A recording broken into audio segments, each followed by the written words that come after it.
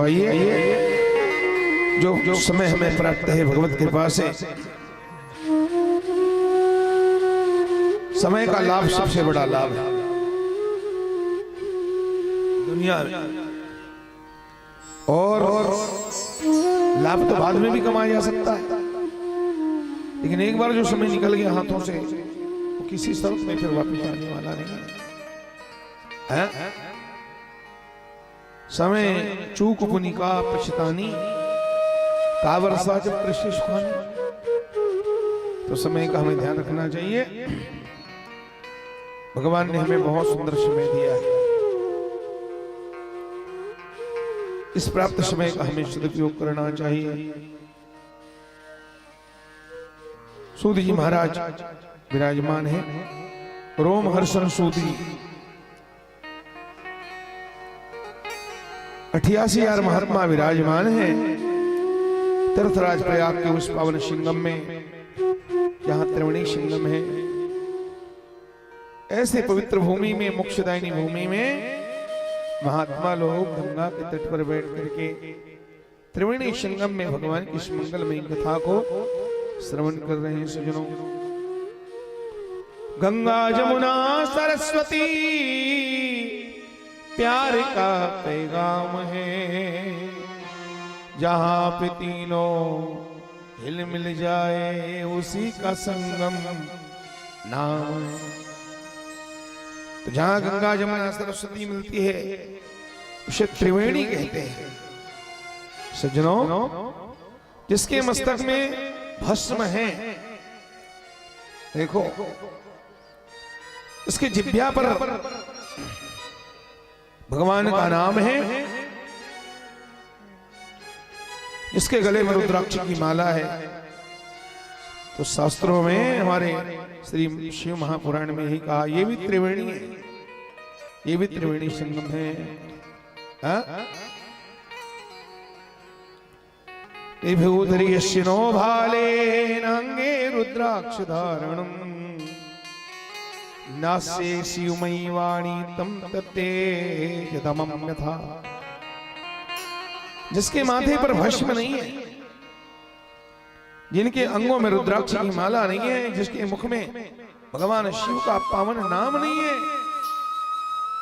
उस व्यक्ति को तो अधम जान करके त्याग देना चाहिए, उसका साथ छोड़ देना चाहिए। संसार में वही व्यक्ति अधम है जिसकी जिह्वा पे भगवान नाम नहीं है, शिव का नाम नहीं है। जिसके माथे में, जिसने कभी जीवन में त्रिपुंड धारण किया ही नहीं,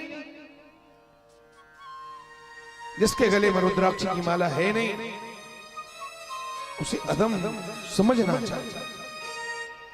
सनातन धर्मी होने के कारण हम सब लोग सनातनी हैं। अगर हम शिव के भक्त हैं तो बराबर इन चिन्हों से हमें सदा ओतप्रोत रहना चाहिए। माथे पर तिलक हो, ये तो हिंदुओं की पहचान है। गले में माला हो, मस्तक पर तिलक होना चाहिए सबके, छोटा हो बड़ा हो जैसा भी हो पर होना चाहिए, है ना। अब आप लोग भी भस्म लगा सकती हो, तुम छोटा लगाओ ना, छोटा सा भस्म लगा सकते हो, कोई दिक्कत नहीं। जैसा देश वैसा भेष। दक्षिण भारत की माताएं तो बहुत भव्य है, वहां का रीति रिवाज ही अलग है। कोई भी वर्ण का व्यक्ति हो बराबर, अगर वैष्णव है तो सबके माथे पर ऊर्ध्वपूर्ण तिलक है, आप पहचान नहीं पाओगे कि कौन ब्राह्मण है और कौन अन्य मतावलंबी है, अन्य वर्ण के हैं। वहां तो सब उनको अपने अपने संस्कृति पर नाज है, गर्व है। तो ऐसा हमें भी होना चाहिए। यहां कहते हैं भगवान शिव का नाम गंगा है, भगवान शिव का नाम गंगा है। गंगा सेवनामं यथा गंगा विभूतिर्यमुना मता। भगवान शिव जी का नाम गंगा है, आहा, और भस्म जो है यही यमुना है मेरी माताओं, और रुद्राक्ष की माला यही तो सरस्वती है। तो जिसके जिह्वा पे गंगा भगवान शिव का नाम है, जिसके माथे पे, जिसके अंगों में भस्म का लेप लगा है और जिसके गले में, भुजा में, हाथों में, कंठ में, मस्तक में कहीं भी अगर रुद्राक्ष की माला है तो समझ लो वो त्रिवेणी संगम है। वो व्यक्ति हर पल 24 घंटा त्रिवेणी में स्नान कर रहा है। ये महिमा है मेरी माता। हाँ, तो त्रिवेणी समस्त पापों का नाश करने वाली है। इसलिए सबसे निवेदन है हमारा, हिंदू होने के नाते हमें शास्त्रों की, जिस शास्त्रों को हम सुनते हैं, जिसके लिए इतना हम प्रपंच करते हैं, जिस विशाल आयोजन करते हैं, उस कथा का थोड़ा भी अंश अपने आचरण में, अपने दिनचर्या में उतारना चाहिए। हाँ? बिल्कुल मेरी माता और बहनों, ब्रह्मा जिन्हें, जिसके शरीर में युक्त तीनों, ब्रह्मा जी ने बहुत पहले की बात है, जिसके शरीर में उगते ये तीनों त्रिपुंड, रुद्राक्ष और शिव नाम है, उनके फल को भगवान ब्रह्मा ने तराजू के एक पलड़े में रख करके तौला। जिसके गले में रुद्राक्ष की माला है, मुख में शिव का नाम है, माथे पर विभूति है, उनके पुण्य को ब्रह्मा जी ने तराजू के पलड़े में रख करके तौला। और सज्जनों, और एक तरफ वो त्रिवेणी संगम में स्नान करने के पुण्य को तौला, तो इस पुण्य के आगे वो त्रिवेणी संगम के स्नान का पुण्य हल्का पड़ गया। सज्जनों, यानी क्या हुआ, इन बातों से सिद्ध हुआ कि मुख में भगवान का नाम लेने से, शिव के नाम लेने से, गले में रुद्राक्ष की माला पहनने का जो पुण्य है, माथे पर जो भस्मी रवाने का पुण्य है, इतना पुण्य तो उस गंगा में भी नहाने का पुण्य नहीं, त्रिवेणी संगम में स्नान करने का भी पुण्य नहीं है। तात स्वर्ग अपवर्ग सुख धैर्य तुला, इसी से मिला जुला हुआ। तूलनता ही शकल मिली जो सुख लो सतसंग। इसलिए बुद्धिमान पुरुषों को चाहिए सदा इन तीनों को बराबर अपने कोशिश करके, आप इतना नहीं, छोटा सा काली मिर्च के दाने जैसा छोटा रुद्राक्ष आता है, हर बहन लोग पहन सकते हो, आप लोग भी, तो सबको ये धारण करना चाहिए मेरी माता। उसी दिन से ब्रह्मा विष्णु आदि देव ही दर्शन मात्र से पापों को नष्ट करने वाले इन तीनों को, ये गंगा जमुना सरस्वती अर्थात भगवान शिव के नाम, गले में रुद्राक्ष और विभूति को धारण करने लगे हैं। भगवान विष्णु भी, विष्णु जैसा दुनिया में कोई शैव नहीं है, विष्णु से बढ़ के, और भगवान शिव से बढ़ के दुनिया में कोई वैष्णव नहीं है। सज्जनों, तो ये त्रिवेणी संगम है, हमें हर पल गंगा स्नान का पुण्य मिलता है। इसलिए भगवान से हमें यही प्रार्थना करनी चाहिए, हमें संकल्प करना चाहिए, एक भी दिन ऐसा ना हो कि कोई दिन बिना रुद्राक्ष के, बिना शिव नाम के हमारा कोई दिन बीत जाए, ऐसा नहीं होना चाहिए। शिव है शक्ति, शिव है भक्ति, शिव है मुक्ति धाम, शिव है ब्रह्मा, शिव है विष्णु, शिव है मेरा राम। हमें संकल्प लेना है, ऐसी सुबह न आए, आए न ऐसी शाम, ऐसी सुबह न आए, आए न ऐसी शाम, ऐसी सुबह न आए, आए न ऐसी शाम, ऐसी सुबह न आए, आए न ऐसी शाम। इस दिन जुबा पे मेरे, इस दिन जुबा पे मेरे, इस दिन जुबा पे मेरे, इस दिन जुबा पे मेरे आए न शिव का नाम, ऐसे सुबह न आए, आए न ऐसी सा।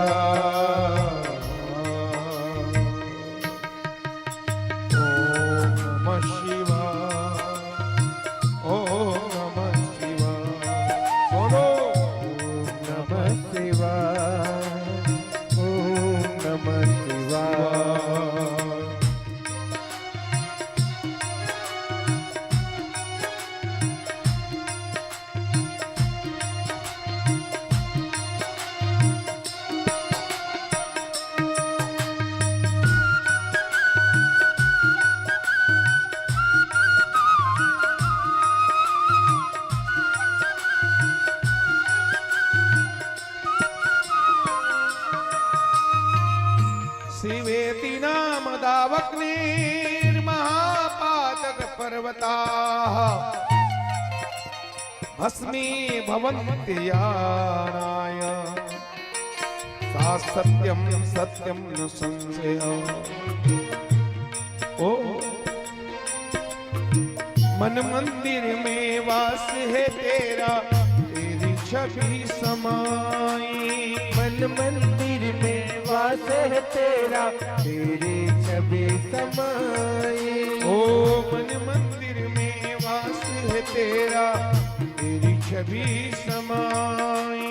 मन मंदिर में वास है तेरा, तेरे छवि समाई। प्यासी आत्मा बन के भोले तेरी शरण में आई। प्यासी आत्मा बन के भोले तेरी शरण में आई। तेरे ही चरणों में पाया, तेरे ही चरणों में पाया, तेरे ही चरणों में पाया मैंने ये विश्राम। ऐसी सुबह न आए, आए न ऐसी सा। इस दिन जुबा पे मेरे, इस दिन जुबा से मेरे आए न सिकना। ऐसे सुबह न आए, आए न ऐसे सा।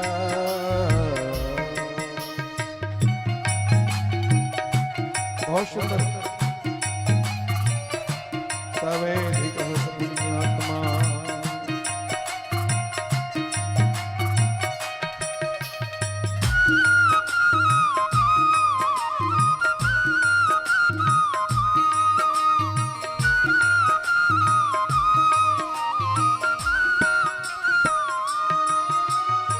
सर्व कला संपन्न तुम्ही हो, हे मेरे परमेश्वर। सर्व कला संपन्न तुम्ही हो, हे मेरे परमेश्वर। सर्व कला संपन्न तुम्ही हो, हे मेरे परमेश्वर। सर्व कला संपन्न तुम्ही हो, हे मेरे परमेश्वर। दर्शन देकर धन्य करो अब हे त्रिनेत्र महेश्वर। दर्शन देकर धन्य करो हे त्रिनेत्र महेश्वर। भवसागर से तर जाऊंगा, भवसागर से तर जाऊंगी, हर सागर से तर जाऊंगी, भवसागर से तर जाऊंगी। लेकर तेरा नाम। ऐसी सुबह न आए, आए न ऐसी सा। ऐसी सुबह न आए, आए न ऐसी सा। इस दिन जुबा पे मेरे, इस दिन जुबा पे मेरे आए न शिव का नाम। ऐसी सुबह न आए, आए न ऐसी सा।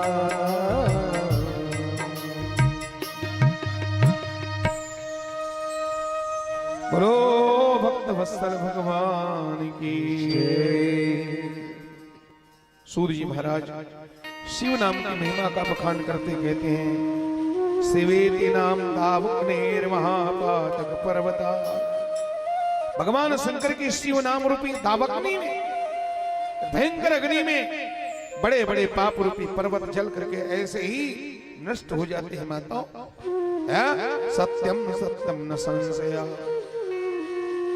भगवान के नाम में जितनी पाप को जलाने की शक्ति है, इतनी शक्ति किसी पापी में पाप करने की भी शक्ति नहीं है। ये भगवान के नाम कहां कहो लगी नाम बढ़ाई, राम न सकई नाम गुण गाई।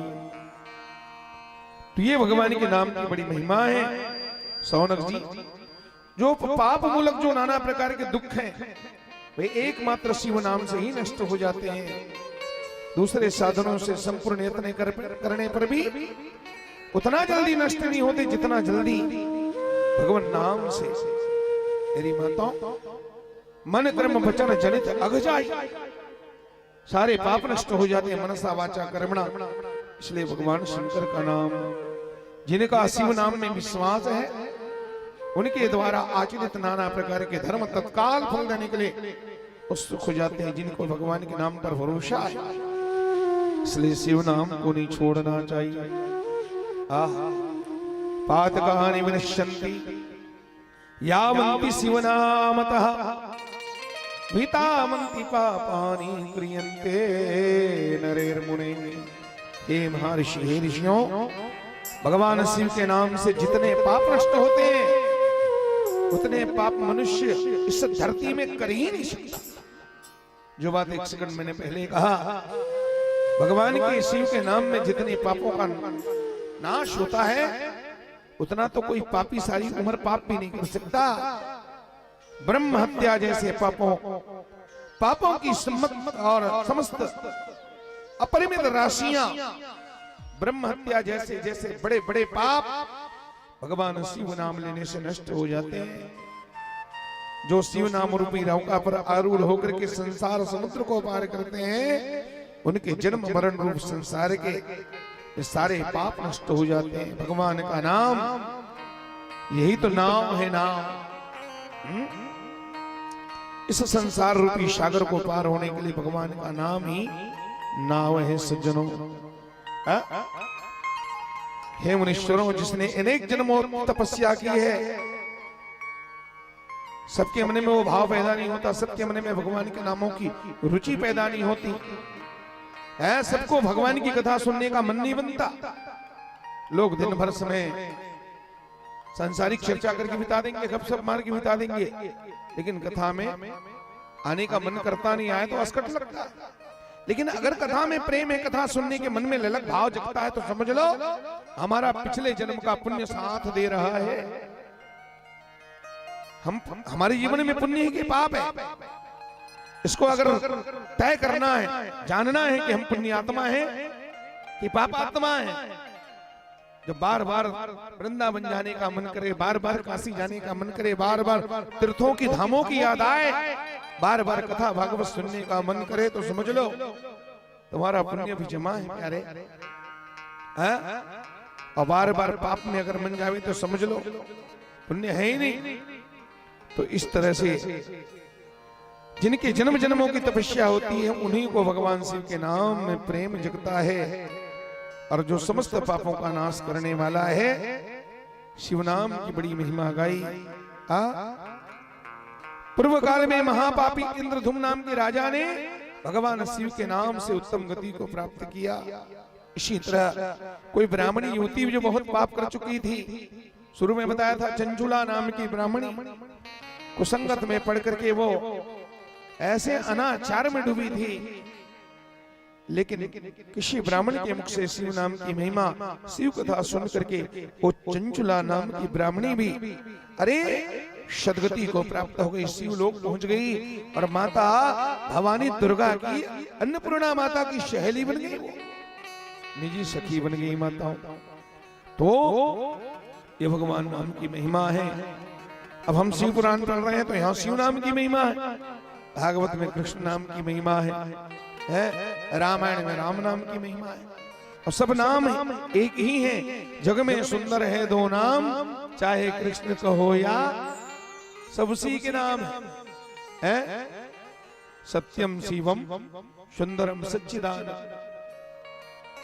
एक चंद्र है,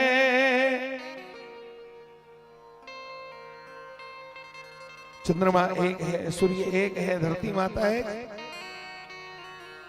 एक सूर्य है, एक चंद्र है, एक ही धरती माता।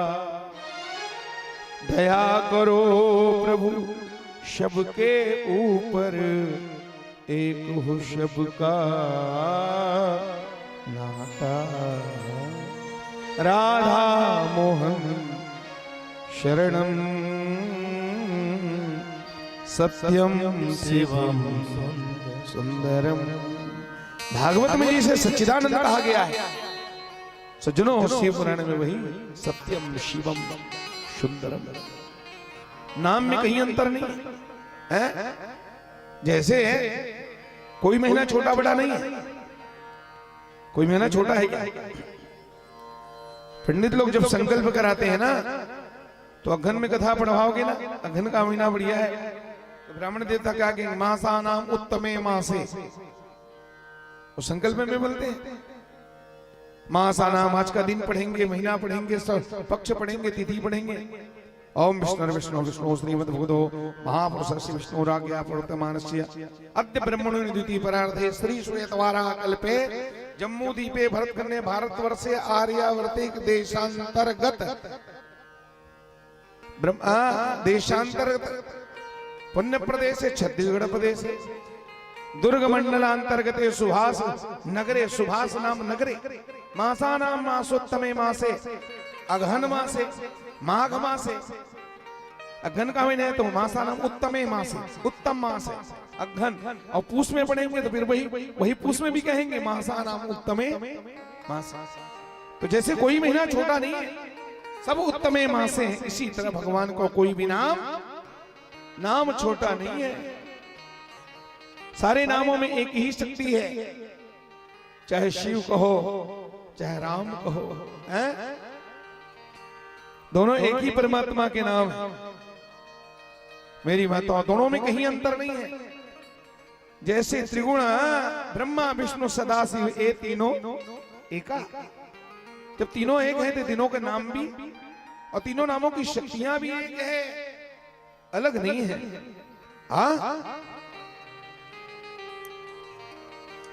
भगवान शंकर ने, आगे ये प्रसंग आएगा, थोड़ा सा हम संकेत कर ही देते हैं।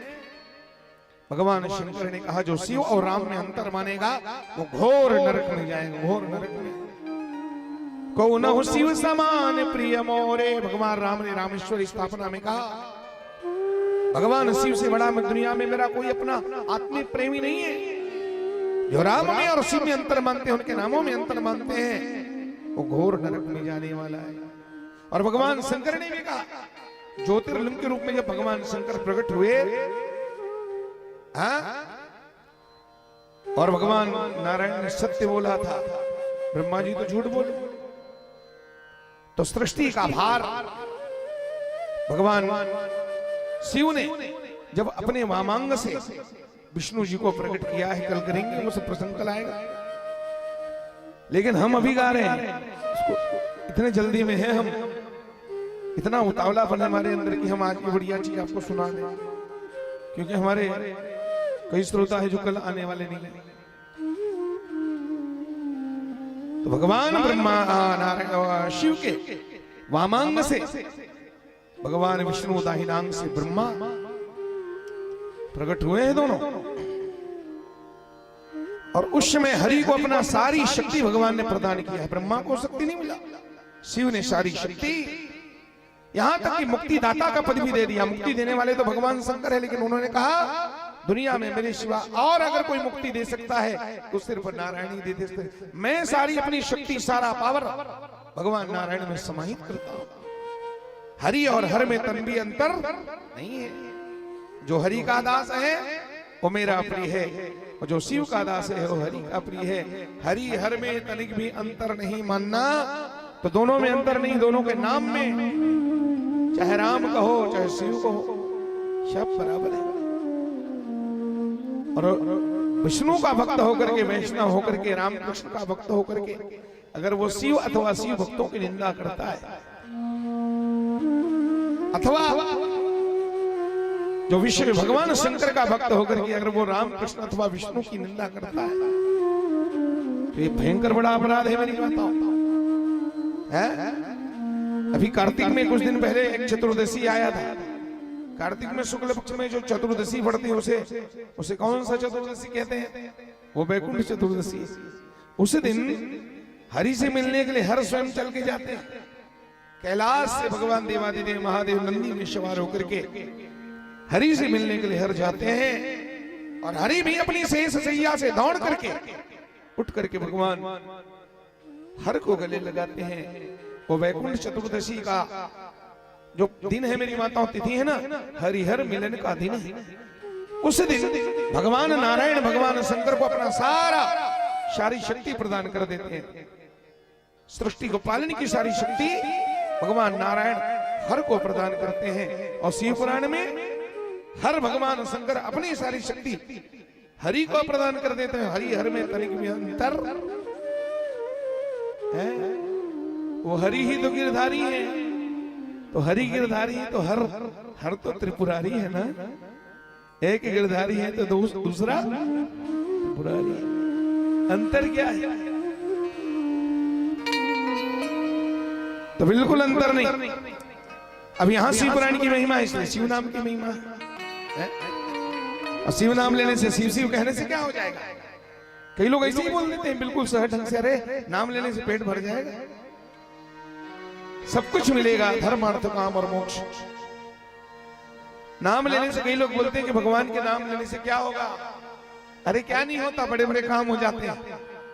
तुम्हारा काम नहीं बन रहा है, 15 दिन हो गया बिजली ऑफिस में चक्कर काट रहे हो, बेटा मीटर का ऑर्डर ही नहीं ले पा रहे हैं,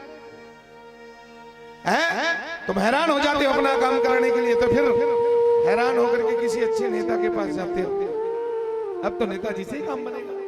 जाके अपनी बात रखते हो, साहब 15 दिन हो गया चक्कर लगा रहा हूं, काम करते नहीं बिजली वाले। तब नेताजी कहते हैं चिंता मत करो, जाओ वो फलाना है ना, उनसे मेरा नाम बता देना, मेरा नाम। और इतने कॉन्फिडेंस में भर करके, विश्वास में भर करके हम आते हैं, अब मेरा काम हो जाएगा। अरे किसी नेता के काम नाम लेने से हमारे बड़े बड़े बिगड़े काम बन जाते हैं प्यारे। तो भगवान के नाम लेने से काम नहीं बनेगा क्या? है किसी एक साधारण व्यक्ति के नाम लेने से हमारा काम बन जाता है? अरे नाम लेने से तो पत्थर तैर गए। राम से बड़ा राम का नाम, अंत में निकला ये परिणाम। जितनी शक्ति भगवान में नहीं, उससे ज्यादा शक्ति तो उसके नाम में। और कलयुग वालों, हम इतने किस्मत वाले हैं, हमारे किस्मत को ही देख करके गोस्वामी जी को लिखना पड़ा, कलयुग सम नहीं आन जुग जाओ नर कर विश्वास। अगर विश्वास करोगे तो कलयुग से बड़ा दुनिया में कोई युग ही नहीं। न तो तपस्या का झंझट, न तो उपाध्यास का झंझट, न तो यज्ञ करने का टेंशन। खाओ पियो मस्त रहो, काम करते रहो, नाम। उस जमाने में तो घर छोड़ना पड़ता था सतयुग में, चाहे ब्राह्मण हो, क्षत्रिय हो, वैश्य हो, शूद्र हो, चंद्राकर हो, कुर्मी हो, तेली हो, कलार, कोई भी हो, वो घर छोड़ना ही। अगर मुक्ति पाना है तो बेटा घर छोड़ना पड़ेगा। और कलयुग में ये इतना कंसेशन मिला है, इतना छूट पे छूट मिला है, कुछ नहीं करना है, तुम जैसे हो। यहां तक कि छूट मिली है भगवान के नाम लेने के लिए, तुम्हें नहाने की भी जरूरत क्या है? नहा के जब अच्छा नहीं नहाए तो भी जब शुद्धि में अशुद्धि में, छठी बार ही मरनी में, हंसी में खुशी में, कहीं भी तुम भगवान के नाम, बस यही सबसे बड़ा सुविधा है। और कलयुग खुद अपने मुंह से बोला है, जब राजा परीक्षित ने कलयुग को दंडित करना चाहा,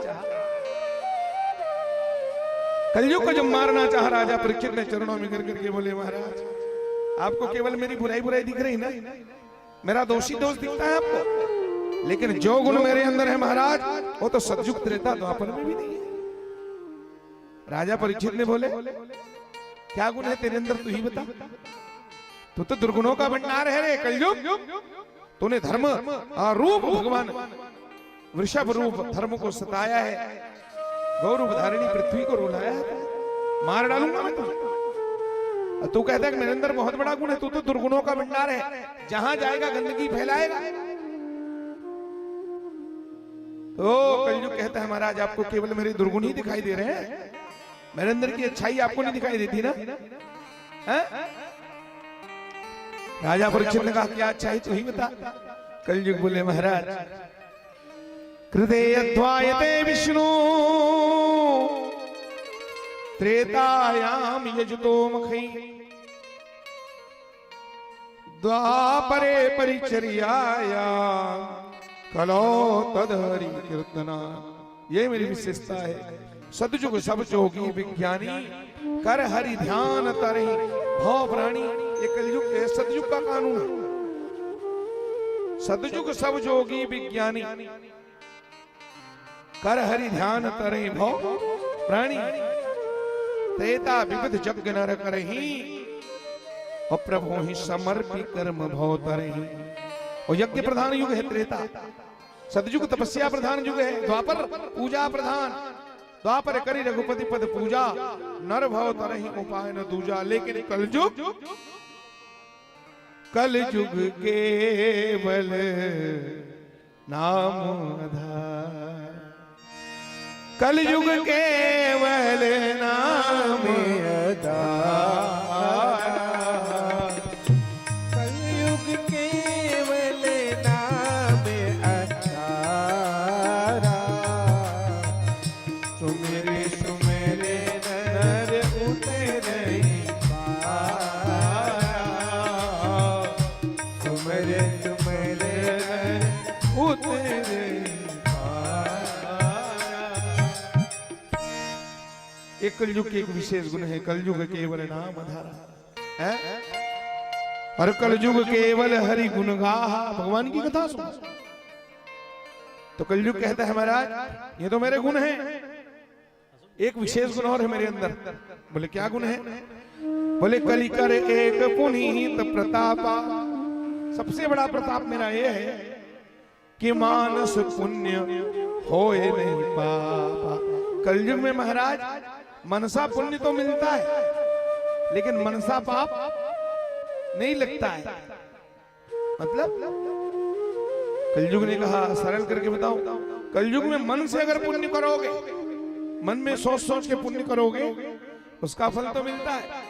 लेकिन कलयुग में मन ही मन पाप करोगे तो उस पाप का फल यही सबसे बड़ा थोड़ा और सरल करके बताना रे। तो कलयुग कहता है महाराज जैसे आपके मन में आया, मन में पुण्य आ गया, सोच आ गया कि भगवान अगर मेरे पास भी शक्ति भक्ति होती तो मैं ऐसे ही 10 लाख लोगों का भंडारा करवा देता शिव का। केवल सोचना भर है, भले तुम करो चाहे मत करो उसको क्रिया रूप में। केवल बैठे बैठे तुमने सोचा कि मैं भी सामर्थ्यवान होता तो ऐसे ही मैं ये छोटे महाराज का मैं तो प्रदीप मिश्रा को लाके शिव पुराण सुना देता सबको। केवल सोचना है और सोचते सोचते ही तुमको शिव पुराण का पूरा मूल्य मिल जाना। केवल सोचने मात्र। भगवान मेरी शक्ति होती तो मैं 2-4 करोड़ का मंदिर बनवा देता।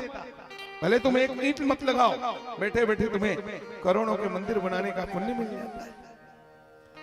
अगर मेरे पास धन होता तो मैं भंडारा करवा देता, किसी गरीब की सहायता कर देता, किसी का भला कर देता। बैठे बैठे सोचने राजा परीक्षित खुश होकर के बाप रे बाप सोचने मात्र से ही पुण्य मिलता, तब तो तुम महान हो। तो कलयुग क्या बोलते हैं? हाँ महाराज, अंदर से बोला वो, खुल के तो नहीं बोला, ऊपर के नहीं बोला। सोचने से पुण्य मिलता है ये तो ठीक है, लेकिन यही तो समझ जाए मैं तो किसी को सोचने भी नहीं देता ना महाराज। कलयुग में कोई ऐसा सोचता है क्या? और जब सोचेगा तो सामने वाले की बर्बादी को सोचेगा। सोचने मात्र से पुण्य मिलता है, तो यह प्रमाण है मेरी बातों। इसी को मानसिक सेवा कहा गया। एक बनिया पहुंचा एक महात्मा के पास। महात्मा बोले क्या कमी तेरे घर में? रुपए पैसे का भंडार भरा हुआ है, भगवान की पूजा किया कर, खूब खर्चा किया कर। बनिया बोला सब तो ठीक है, लेकिन मैं एक नंबर का कंजूस मारा।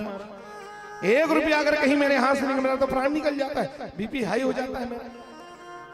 तो बनिया बोला महात्मा ने कहा कैसे आए हो? बोला महाराज मैं आपसे एक उपाय पूछने आया हूं कि खर्चा भी मत करना पड़े और पूजा का सारा पुण्य मिल जाए। एक दमड़ी मेरे हाथ से मत जाए, पूजा पूरा पुण्य मिलना चाहिए। महात्मा तो महात्मा ही थे, बहुत पहुंचे हुए। उस महापुरुष ने कहा एक काम कर, खर्चा भी नहीं करना, पुण्य मिल जाता तो मानसिक पूजा कर, बस मन से पूजा कर। मानसिक पूजा कैसी होती है महाराज? बोले कुछ नहीं, 1 रुपये की जरूरत ही नहीं है, एक टिकली खर्चा नहीं करना। अपना चुपचाप बढ़िया जगह देख ले और आसन लगा के आंख मूंद के बैठ जाए और बैठ करके सोचना है बस कि ये बढ़िया अलमारी है ना ठाकुर जी का मंदिर, भगवान को ऐसे हाथ से उतार रहा हूं, हाथ भी नहीं हिलाना ना, बैठे से सोचना है।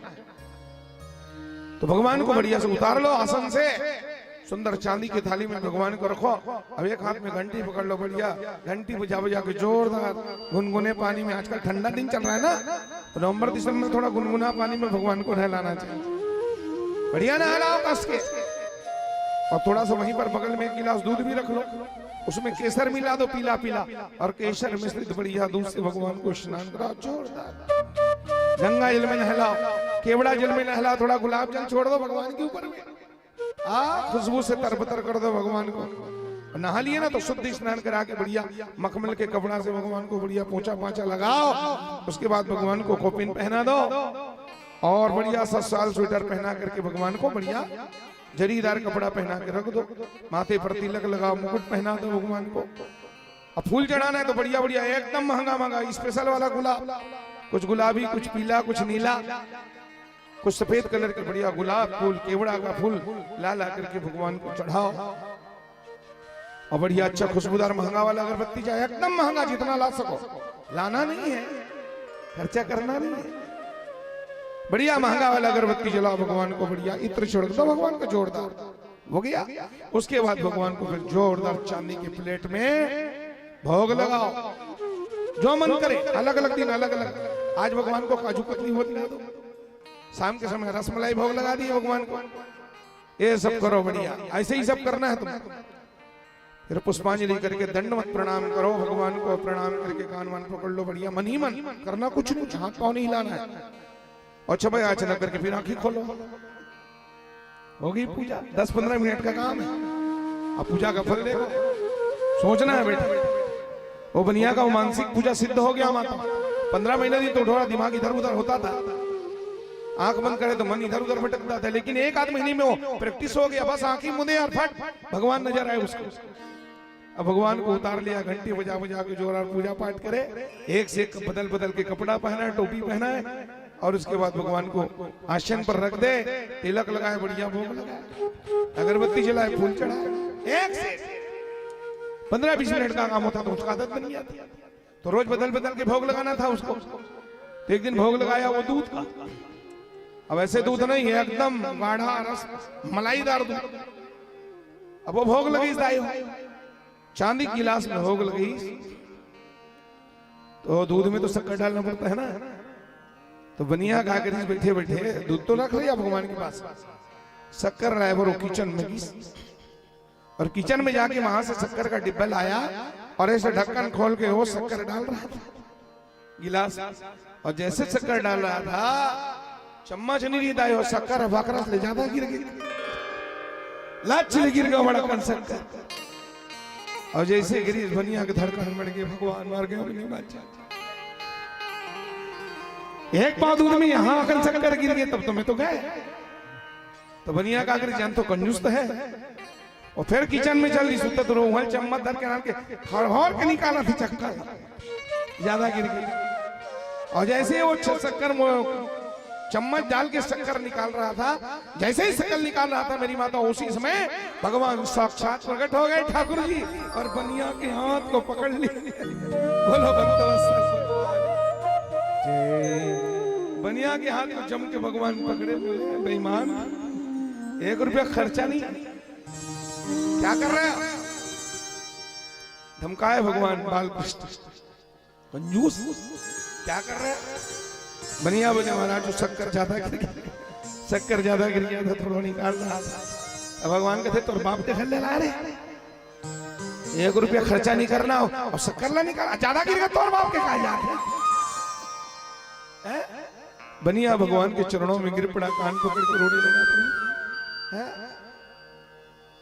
बनिया ने बहुत बुद्धिमानी से उत्तर दिया, है कन्हैया, है बाल कृष्ण, अगर दूल्हे में शक्कर नहीं निकालते हो तत्ते कहां निकलते हो?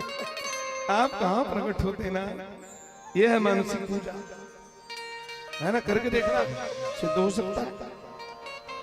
तो ये है सब मानसिक पूजा की विधि। तो यहां मैं क्या बता रहा था, देखो थोड़ा विषयांतर हो गया। पुनः अपने प्रसंग पर मैं आता हूं, मेरी माता और बहनों। तो मैं आपसे कह रहा था हरि और हर में तनिक भी अंतर नहीं है। जैसे आज अभी बताया ना थोड़ी देर पहले उस दिन की कथा में, जैसे भाव से हम भगवान को नहला करके, ठाकुर जी को नहला करके ठाकुर जी का चरणामृत पीते हैं, ऐसे ही भगवान शंकर के कुछ नहला करके उसको भी चरणामृत बना के पीना चाहिए। जैसे भगवान कृष्ण के भोग लगा करके उसे हम प्रसाद के रूप में ग्रहण करते हैं, ऐसे ही भगवान शंकर को भी भोग लगा करके वो प्रसाद खाया जा सकता है।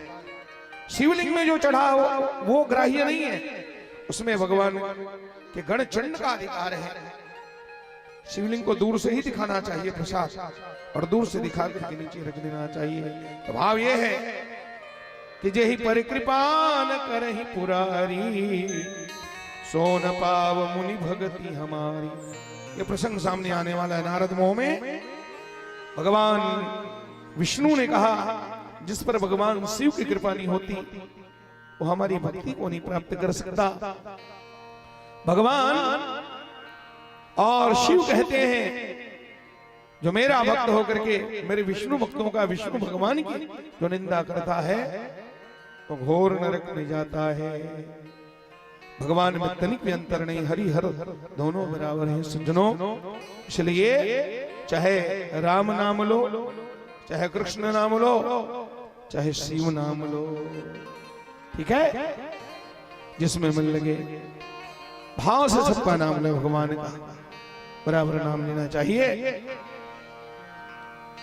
तो मैं आपको एक छोटा सा भजन सुनाता हूं, बहुत प्यारा सा भजन। हरि हर में अंतर नहीं है, आपके लिए भजन मैंने ढूंढ के लाया है। बोलो हरिहर भगवान की जय। शिव भोले और गिरधारी,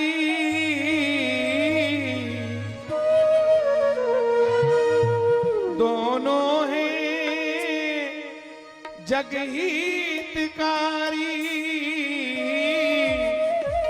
अंतर क्या दोनों के प्यार में बोलो, अंतर क्या दोनों के प्यार में बोलो।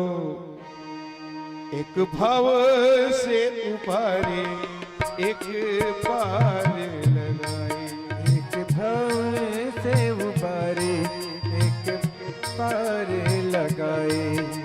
शिव भोले और गिरिधारी, शिव भोले और गिरधारी, शिव भोले और गिरिधारी, शिव भोले और गिरधारी, दोनों जगहितकारी, दोनों है जगहितकारी। अंतरी क्या है दोनों के प्रेम में बोलो, अंतरी क्या है दोनों की प्रेम में बोलो। एक दुख से छुड़ाते एक पार, एक दुख से छुड़ाते एक पार लगाते। शिव भोले और गिरिधारी, जय हो।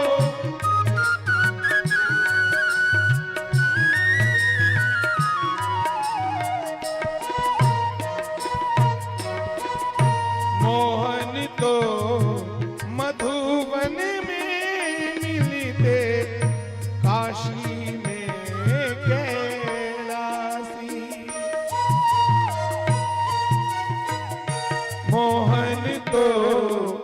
मधुबन में मिलते, काशी में कैलासी।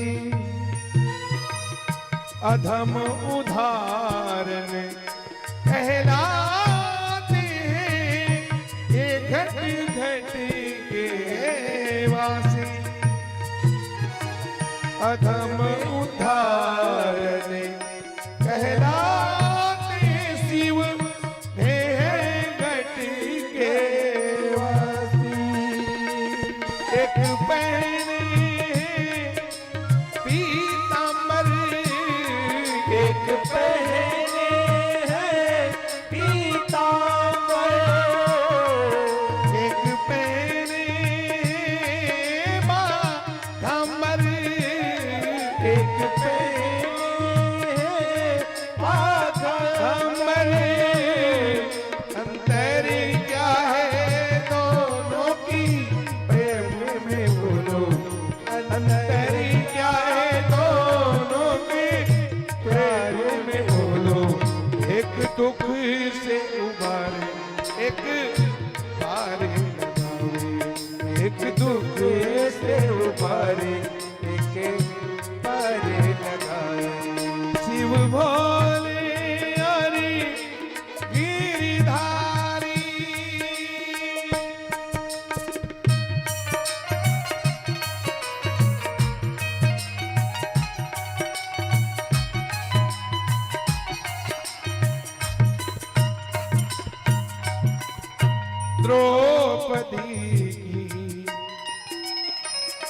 द्रौपदी की सुन तेरी कन्हैया, आकर चीर बढ़ाए। द्रौपदी की सुन तेरी कन्हैया, आकर चीर बढ़ाए। काल बलि पथ करने को मेरे श्री त्रिशूल उठाए। काले बलि पथ करने को शिव जी है त्रिशूल उठाए। एक चक्र सुदर्शन धारी, एक चक्र सुदर्शन धारी, शिव है त्रिशूल करधारी।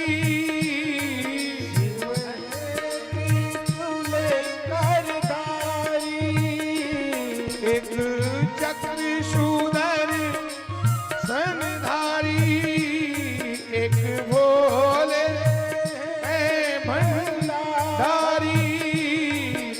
अंतरी क्या दोनों के, प्यार में बोलो। अंतरी क्या दोनों के, प्यार में बोलो। जब भक्त बुलाते दोनों दौड़े चले आते। जब भक्त बुलाते दोनों दौड़ चले आते। एक भोले हरि गिरधारी, शिव भोले अरे गिरधारी, दोनों हैं जग हितकारी। दोनों हैं जग हितकारी। अंतर क्या मोनों के, प्रेम में बोलो। अंतर क्या दोनों की, प्यार में बोलो। एक भक्त बुलाते दोनों दौड़े चले आते। एक भक्त नारी दौड़ चले आए। एक भाव है बहुत सुंदर। प्रेम के भूखे है वो शर्मा, भोले और नटनागर। प्रेम के भूखे रे भक्तों, भोले और नटनागर। भक्ति भाव से मिल जाते हैं एक करुणा के सागर। भक्ति भाव से मिल जाते हैं ओ करुणा के सागर। एक राधा के बनवारी, एक राधा के बनवारी, एक गौरा के त्रिपुरारी, एक गौरा के त्रिपुरारी। अंतरी क्या है दोनों के प्यार में बोलो, अंतरी क्या है दोनों के प्यार में बोलो। एक योगी महाज्ञानी वो है बाबा और मर्दानी, एक योगी महाज्ञानी एक आओ घटदानी। शिव भोले हरि गिरधारी, शिव बोले अरे गिरधारी। एक राधा एक मीरा, राधा एक मीरा। दोनों ने श्याम को चाहा, दोनों ने को चाहा। अंतर क्या है दोनों की प्रीत में बोलो, अंतर क्या है दोनों की चाह में बोलो। एक तरश दीवानी, एक प्रेम में दीवानी, एक तरश दीवानी, एक प्रेम में दीवानी, एक हार न मानी, एक जीत, एक हार न मानी, एक हार न मानी, एक जीत।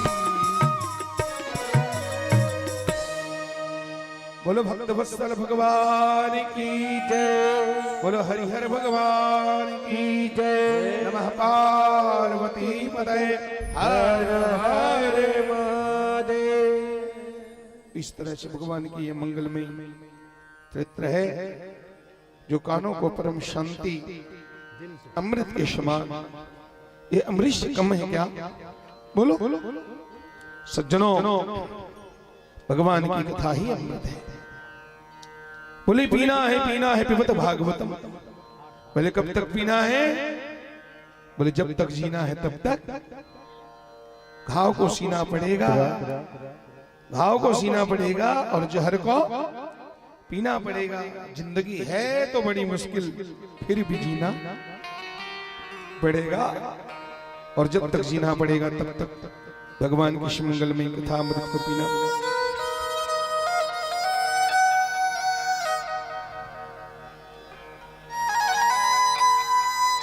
सूतुवाच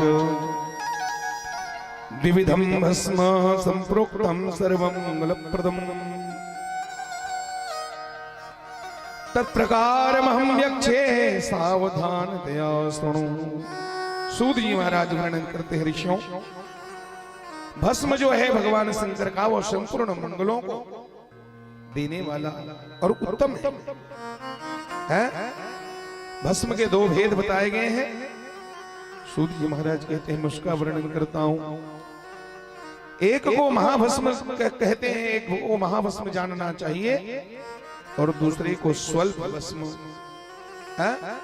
मेरी मातृभ्रणों, ये भस्म के सब प्रकार है, बड़ी महिमा है भस्म की, ब्राह्मणों के लिए अनिवार्य है।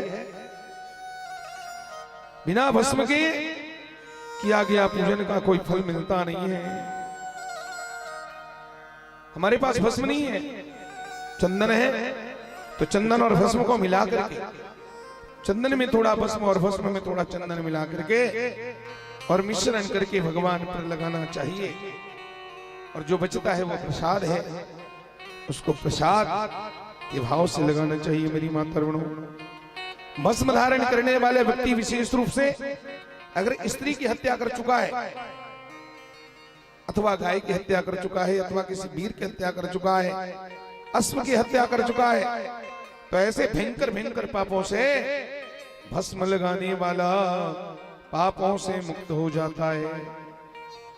दूसरे का द्रव्य हरण करने वाला, पराई स्त्री का विमर्शन करने वाला, दूसरे की निंदा करने वाला, पराये के जमीन को हड़पने वाला, दूसरों को कष्ट देने वाला, किसी के खेत खलिहान में आग लगाने वाला, खड़ी फसल में आग लगाने वाला, दूसरे का घर फूंकने वाला है,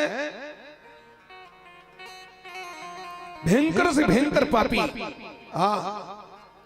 मेरी माताओं ये कहते हैं ऐसे ऐसे आदि कर्म करने वाला नीचों से गाय, सोना, भैंस, तिल, कंबल, वस्त्र, अन्न, धान्य, जल आदि का परिग्रह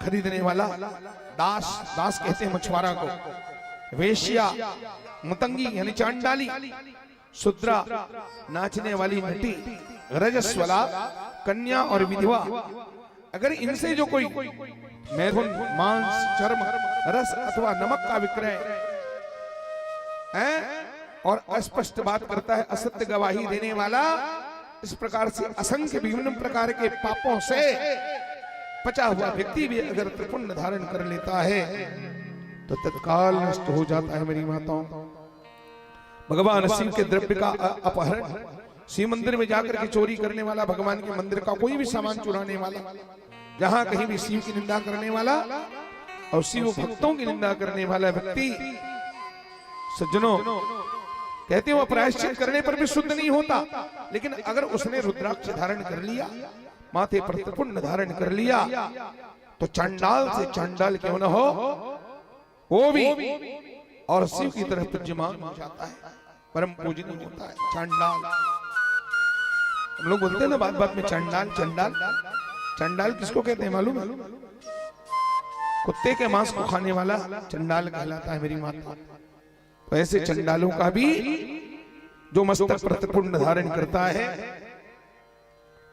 इस प्रकार संसार में वो जितने भी तीर्थ हैं, गंगा, जमुना, सरस्वती, पवित्र नदियां हैं, सारे नदियों में उसे स्नान करने का पुण्य फल प्राप्त होता है। मेरी माता और बहनों, बड़ी महिमा है भस्म की। थोड़ा और अपने गुरुजनों से प्राप्त उन ग्रंथों का सहारा लेकर के मैं आपके सामने निवेदन करूं। बहुत महिमा है, बहुत महिमा है।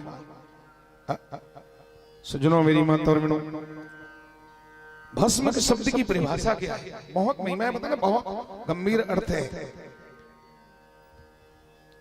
भर्सनात् सर्व पापानाम, ये पद्म पुराण का श्लोक। भर्सनात् सर्व पापानाम स्मरणाच् महेशितुः भस्मेति पदमाख्यातम् तस्य धारणमुत्तमम्। भस्म शब्द में भकार का अर्थ है भर्सना। भस्म में जो भय है उसका अर्थ है भर्सना, अर्थात भर्सना मतलब डांटना, डांट फटकार करना, तिरस्कार करना, और उसमें इस्मा है, भ के बाद इस्मा, भस्म। तो भस्म का अर्थ है डांटना, फटकारना, तिरस्कार करना, और इस्म का अर्थ है स्मरण करना। अतः दोनों को मिलाकर के ये अर्थ हुआ कि समस्त पापों को डांट फटकार करके, तिरस्कार करके जो शिव का स्मरण करा दे, शिव का स्मरण कराने वाला है, इसलिए उसका नाम भस्म है। बोलो वत्सल भगवान की जय। पापों को भस्म करता है, डांट फटकार करके भगा देता है, और भगवान शिव का नाम हमें मुख में लेने को मजबूर करता है, इसलिए उसका नाम भस्म है। इसलिए भस्म धारण करना उत्तम कार्य है, क्योंकि भस्म को लगाते समय शिव जी को स्मरण करके, मनुष्य भस्म लगाएगा तो बराबर शिव का ध्यान तो आएगा ना।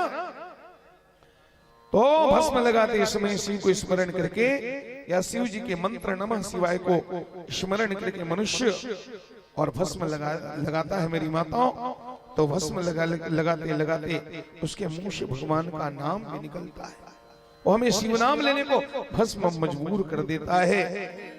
ये सब है। भस्म के 5 प्रकार बताए गए हैं। गौ माता के गोबर से, गाय के गोबर से ही भस्म बनता है। भस्म बने राख, लेकिन ये जो भस्म बनता है भगवान शिव में चढ़ने वाला, ये उस गोबर उस कंडे से नहीं बनता जिसको आप अपने हाथ से थापते हैं। जो गाय, पहले तो जो गाय बिल्कुल बीमार नहीं है, एकदम पवित्र है, शुद्ध है, निरोग है, जो गंदगी नहीं खाती, गलियों में घूम करके, है ना, जो हृष्ट पुष्ट है, तंदुरुस्त है, जिसके शरीर से सुगंध निकलती है, ऐसे गौ माता का गोबर, वो गोबर जमीन में नहीं गिरना चाहिए। ऐसे गोबर को या तो हाथों से ले लो, या वो गोबर अपने से जब गिरती है कोई पवित्र स्थान में, जिसको हम अपनी छत्तीसगढ़ी बोली में खरसी कहते हैं, उसी का भस्म बनाया जाता है, अपने हाथों से थापा हुआ। तो गौ माता के गोबर से एक भस्म उससे भी तैयार कर सकते हो। और जहां यज्ञ हवन होते हैं, बड़े बड़े यज्ञ होते हैं, उसमें का जो भस्म निकलता है, वो भस्म बड़े बड़े पापों को भस्म कर देते हैं। यहां भी यज्ञ हवन होने वाला है, तो इसमें का भस्म आप ले जाना। मेरी माताओं, बद्रीनारायण में, हिमालय में, केदारनाथ की जब यात्रा करते हैं, हम केदारनाथ भगवान के दर्शन करने जाते हैं, तो नीचे गौरी कुंड है, और उसी गौरी कुंड से फिर पद यात्रा शुरू होती है। गौरी कुंड तक तो आप गाड़ी से चले जाते हो, अपने साधनों से, मोटर से, कार से, लेकिन उस गौरी कुंड से फिर 19-20 किलोमीटर की चढ़ाई चढ़नी पड़ती है केदारनाथ। पहले वो 14 किलोमीटर था, सन 2013 में फिर जो प्रलय आया, जो बाढ़ ऊपर जो फूटा था, उसमें तो सब वो सारे सड़क सारे बह गए पूरा। और रामबाड़ा कहां गया कुछ पता नहीं चला। बीच में रामबाड़ा था, एक छोटा सा एक बाजार था, उसमें 150 दुकान थे, होटल थे, रात्रि में वहीं रुकते थे हम। आज उसका नामो निशान नहीं, आप खत्म। हजारों लोग बह गए, उसमें हजारों घोड़ा बह गए, घोड़ा वाले बह गए, भयंकर प्रलय आया था। अब जब दूसरी बार हम 2016 में गए, पहले 11 में गए थे, तब वो रामबाड़ा था, वो गांव, वो गौरी कुंड का वो गर्म कुंड भी था, वो मार्केट, बाजार, होटल सब थे, लेकिन वो प्रलय ने ऐसे तबाही किया, वहां नाम निशान नहीं बचा सके। 11 में गए थे, फिर 16 में गए, तो बीच में 13 में आया था वो प्रलय। तो उसी गौरी कुंड के बगल में, ऊपर में 7-8 किलोमीटर के ऊपर में, गौरी कुंड के बगल में एक और दिव्य स्थान है भगवान शंकर का, उसे कहते हैं त्रिजुगी नारायण। क्या नाम है? बगल में है त्रिजुगी नारायण। मान्यता है, शास्त्रों का कथन है, संतों का कथन है कि उसी त्रिजुगी नारायण में भगवान शंकर का विवाह हुआ था माता पार्वती के साथ। मुझे जब पता चला कि पास में ही है, तो मैं तो एकदम व्याकुल हो गया, इतना मुतावला हो गया, क्योंकि हमारे उस रूट में वो नहीं था, उस यात्रा में उसका नाम नहीं था। लेकिन हमें जब पता चला कि बगल में त्रिजुगी नारायण का भगवान शंकर की शादी हुई, तो फिर हमने तय कर लिया, जिस भगवान शंकर की शिव महापुराण की कथा को हम धमतरी नगरी में कई सालों से गा रहे हैं, हर साल वहां से विवाह करवाते हैं, तो कथा में है, तो एक बार क्यों ना प्रत्यक्ष आंखों से देख लिया जाए। जो हमारा ड्राइवर था, उससे हाथ पांव जोड़ करके हमने कुछ उनको उनके हिसाब से रुपया पैसा भी दिया। फिर हम पहुंचे त्रिजुगी नारायण, और वहां जाके जब देखा सजनों, वहां की जब महिमा सुनी, तो हमारा रोम रोम रोमांचित हो गया। उस मंदिर के अंदर में एक अग्नि का कुंड जल रहा है, मंदिर के अंदर गर्भगृह में लगा हुआ वो आग जल रहा है। तो वहां के पंडितों ने, पुजारियों ने बताया, महाराज इसी अग्नि के कारण इस स्थान का नाम त्रिजुगी नारायण है। 3 युगों से जल रहा है अग्नि, ये भगवान शंकर के विवाह का स्थान है। त्रेता युग में भगवान शंकर का विवाह माता पार्वती के साथ हुआ था, और सनातन धर्म के अनुसार, हिंदू धर्म के अनुसार, हिंदू धर्म में जब शादी होती है दुल्हा दुल्हन का, तो उन्हें अग्नि का फेरा देना पड़ता है। तो इस नियम के हिसाब से भगवान शंकर ने भी अग्नि का फेरा दिया, और उस समय जो भगवान शंकर ने अग्नि का फेरा दिया था, ये अग्नि वही अग्नि है जो त्रेता युग से जल रहा है। त्रेता में जला, उसके बाद द्वापर युग में जला और उसके बाद एक कलयुग में जल रहा है। यहाँ के ऋषियों ने, हिमालय के सिद्ध संतों ने इस अग्नि को बूझने नहीं दिया। ये जगत के माता पिता के गृहस्थ का अग्नि है, इसको गार्हपत्य अग्नि कहते हैं। तो ये अग्नि आज तक जल रहा है। अब ये उसी का भस्म है। ये भस्म इतना शक्तिमान है, इतना शक्ति है इसके अंदर, जहां लाखों रुपए की दवा काम नहीं आती। आदमी जब थक जाता है प्रयास कर करके, उस समय विश्वास के साथ इस भस्म को अगर कोई भाव से उपयोग करता है तो निश्चित मानो भगवान शंकर की कृपा उन्हें प्राप्त होती है। पंडों ने कसम खा खा के मुझे बताया था कि आप कथावाचक हो, पंडित हो, तो हम इतना भस्म किसी को नहीं देते। वो इतना ज्यादा मेरे को दिए थे। शुगुन को मैं बहुत ज्यादा दान दक्षिणा किया था। कपड़ा पड़ा इधर जो भागवत में चढ़ता है ना, ये सब कपड़ा वही काम आते हैं तीर्थों में। आप जो चढ़ाते हो साड़ियां, ये हम तीर्थों में ले जाकर के संतों को, पंडों को, वहां के लोगों को जो जरूरतमंद है उनको दे देते हैं। कितना करेंगे हम, क्या करेंगे इसका? इसको बेचने का काम हमारा नहीं है। ये बेचने वाला बनिया काम हम नहीं करते, ध्यान रखना। कभी एक साड़ी जिंदगी में आज तक हमने 25 सालों में बेचा नहीं। जो भगवान हमें देते हैं वो तो प्रसाद है, प्रसाद तो बांटना चाहिए ना। हमारा यही भाव, यही कोशिश रहती है। जितना नारियल चलता है आपका।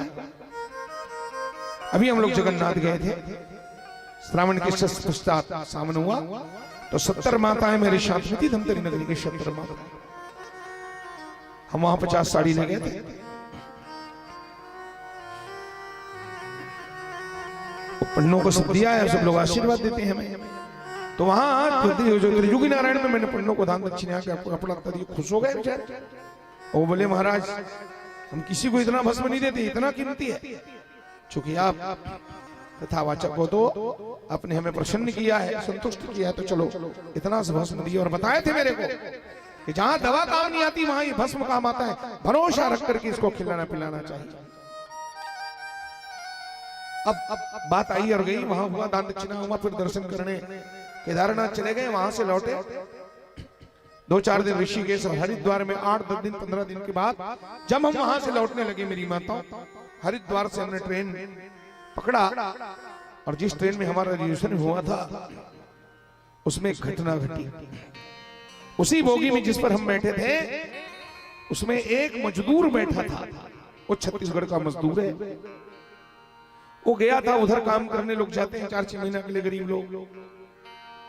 तो जवान था लड़का, 30-35 साल का, मेरे से छोटा था उम्र में। वो बैठा था, उसकी घरवाली भी थी और उसका एक छोटा सा बिटिया थी उसके पास, 2 साल की थी वो, 2 या 3 साल की बच्ची। वो लोग आ रहे थे संयोग से हमारी बोगी में बैठे। अचानक बीच में उस बच्ची का तबीयत खराब हुआ। और जब तबीयत खराब हुआ तो क्या कहना है, इतना रोना उस बच्ची का, बताऊंगा तो आप विश्वास नहीं करोगे। कई घंटों तक, घंटा 2 घंटा नहीं, 8-10 घंटे तक वो बच्ची रोचित रहती, 24 घंटा रोना। इतना रो रो के हैरान कर दी। कई लोग तो हताश होकर के अपने सीट छोड़ करके चले गए बगल से। ये बच्ची न खुद सोती है न सोने देती है, रात भर दिन भर बीत गया रात। अब वो लोग जो दवाई दारू रखे थे वो इलाज के, लेकिन हुआ कुछ नहीं। उसकी मां रोने लगी एकदम, रोते रोते बच्ची का हालत खराब हो गया।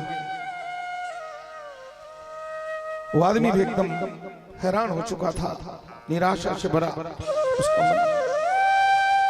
कोई उपाय काम नहीं आया। रोते थे पति पत्नी दोनों, अब क्या करें, इसको कैसे बचाएं, रास्ते में हम क्या करें भगवान। हम लोग भी उसके अगल बगल सब देख रहे थे, हमें भी परेशानी थी। तो भगवान ने हमें बुद्धि दिया। मैंने उस गरीब से कहा कि भैया देख, एक उपाय है। यहाँ तक कि उसकी घरवाली हमारे साथ जो गई थी ना माता बहने, उन सबको गाली देने लगी थी। ये सब चुड़ैल है, ये लोग मेरी बेटी को कुछ कर दिए, नजर बजर लगा दी। हमारे घर के लोगों को गाली देती थी, हमारे साथ वाली माताओं को, कोई पांग दिए, ये किए वो किए। तो सब सुनी हम। मैंने उस गरीब से कहा एक काम कर, अगर तू बोले तो मेरे पास एक उपाय है, तेरा दवाई काम नहीं किया। और बच्ची मरणासन स्थिति में पहुंच गई थी। मरणासन स्थिति में आ गई तो इतना तरफ उसको हो गया था निमोनिया, भयंकर जोर से सांस चल रहे थे, हिचकियां मार रही थी वो। तो मैंने उससे कहा कि देख भैया मेरे पास एक विभूति है भगवान शंकर का, मैं हिमालय से संतों का प्रसाद लेके आ रहा हूं, अगर तू कहे तो इनको खिला दे, लेकिन अगर आगे पीछे कुछ होता है तो फिर दोष मुझे मत देना। अब मरता क्या नहीं करता, उसने रो रो के कहा मरा, लाओ कहाँ है वो विभूति। मैंने निकाल कर उसी केदारनाथ भगवान को याद किया, उस गरीब के हाथों में दिया, कहा इस बच्ची को खिला दे, इसके शरीर में लगा, माथे पर लगा, इसे खिला। पंडों ने एक बार नहीं 10 बार मुझे कसम खा खा के कहा है, जहां दवा काम नहीं आती वहां ये भगवान शंकर का भस्म काम आता है। मेरी माताओं, व्यास गद्दी पर मैं विराजमान हूं, मेरे भगवान में ठाकुर जी साक्षी हैं। अतिशयोक्तिपूर्ण बातें नहीं है, एक शब्द में बढ़ा के नहीं बोलता। मैंने उसको भस्म दिया, उस गरीब ने अपनी बिटिया को भस्म खिलाया, और जो बच्ची 10-12 घंटे तक लगातार रो रही थी, बेहोश हो गई थी रोते रोते, जो मरणासन स्थिति में पहुंच गई थी, विश्वास नहीं करोगे, उस भस्म को खिलाने के बाद 1 घंटे बाद वो बच्ची हंसने लग गई, खेलने लग गई, वो गुड़िया, उसका तबियत एकदम ठीक हो गया, एकदम ठीक हो गया, बिल्कुल सहज हो गई वो गुड़िया। वो आदमी रो रो के मेरा पांव पकड़ लिया, और मैं इतना रोया भगवान की कृपा को महसूस करके, सच में मैं प्रभु तो चमत्कारी है, तेरी कृपा में ये दम है। हमने प्रत्यक्ष आंखों से उस घटना को देखा, उसकी बच्ची स्वस्थ हो गई, फिर लाकर वो तो इलाज किया होगा घर में, लेकिन वहां वो स्थिति नहीं कि वो मर जाए, उस मृत्यु के मुख से कम से कम बच गई वो, और हंसते खेलते वो बच्ची आई, उसको हमने भी गोदी में लिया, और भगवान शंकर को, भोलेनाथ को बार बार हमने धन्यवाद दिया। ऐसा वो भगवान का चमत्कारी भस्म है। उस भस्म को लेके धमतरी आए, फिर उसमें हमने इतना और शुद्ध भस्म मिलाया, और भस्म मिलाकर के अपने धमतरी की माताओं को, ये जब भस्म वाला प्रसंग चला शिव पुराण में, तो मैंने बांटे, सबको बांटे, और इतना बांटे अब तो तांता लग गया, जिनको नहीं मिला था घर में दौड़ने लगे, महाराज वो भस्म हमको चाहिए।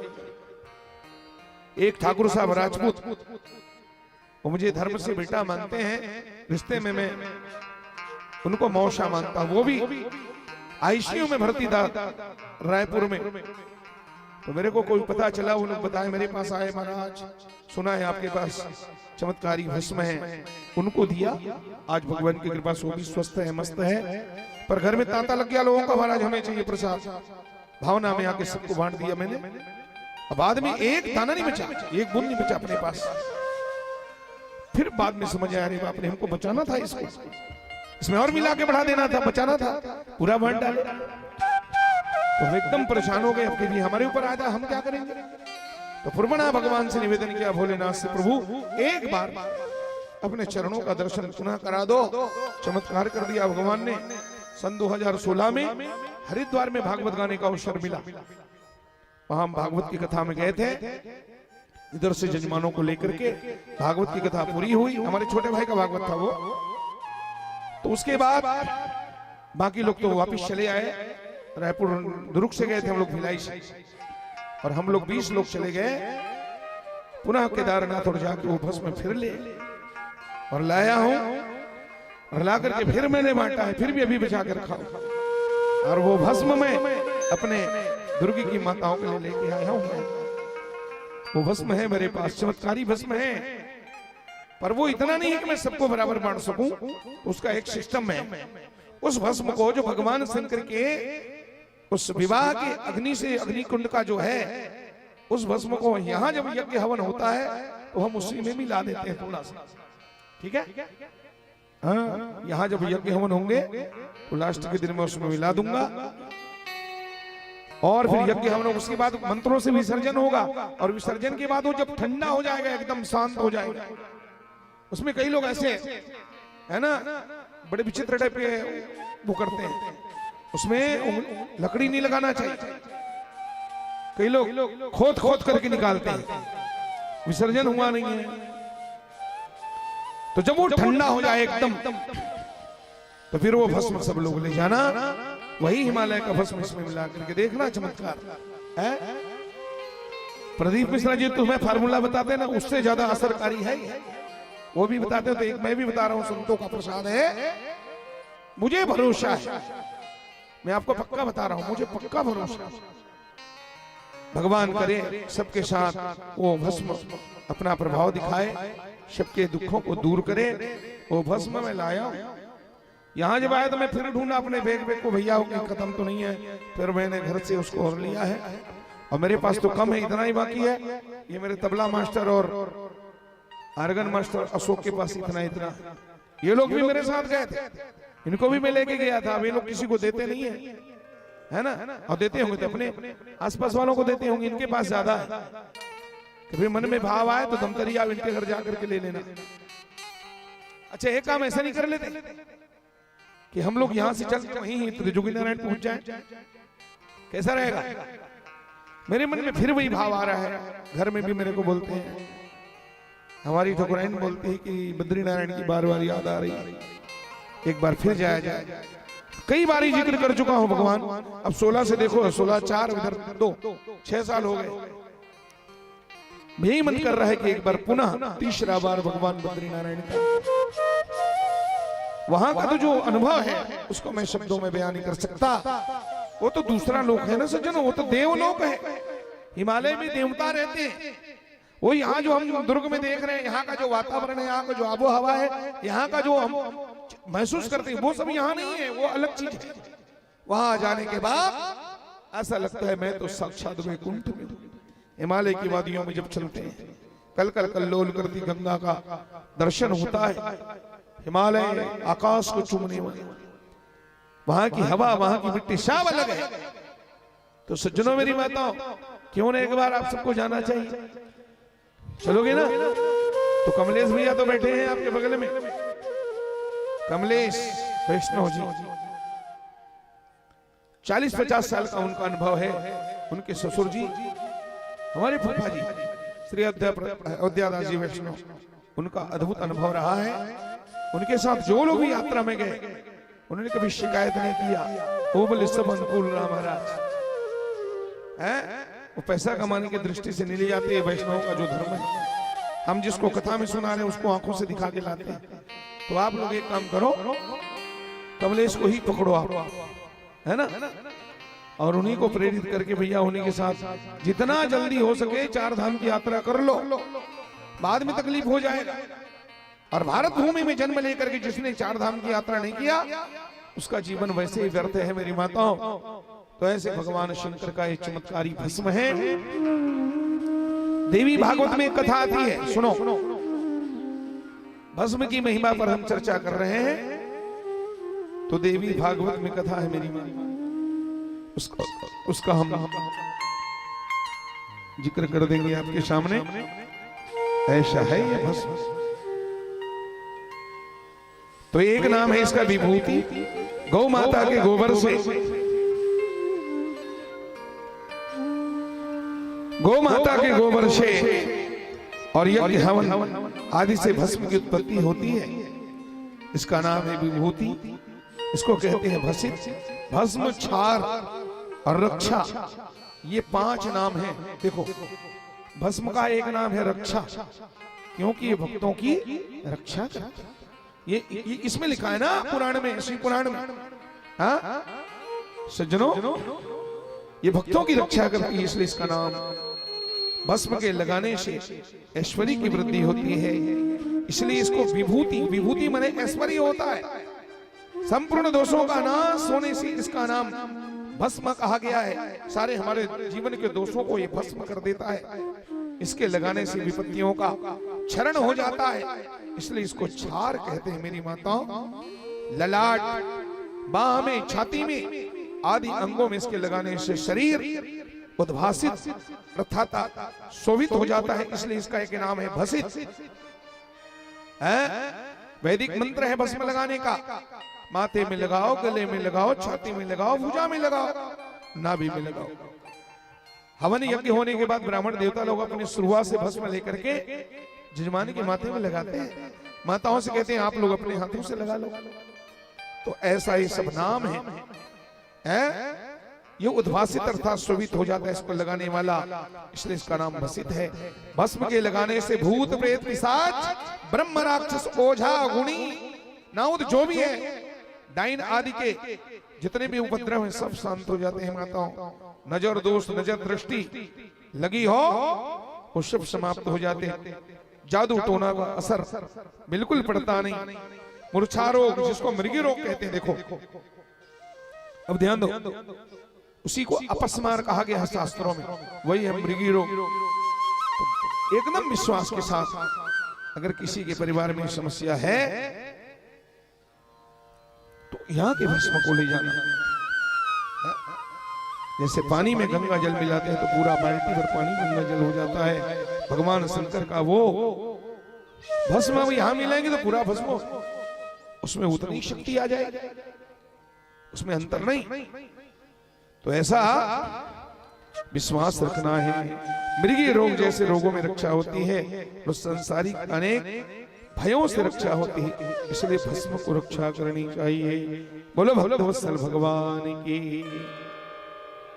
और लगा करके फिर भगवान से निवेदन करना, चमत्कार हो जाए तो भगवान को थैंक यू करना, धन्यवाद करना और कहना चाहिए तेरी अजब निराली शान हे शिव शंकर भगवान, तेरी अजब निराली शान हे शिव शंकर भगवान।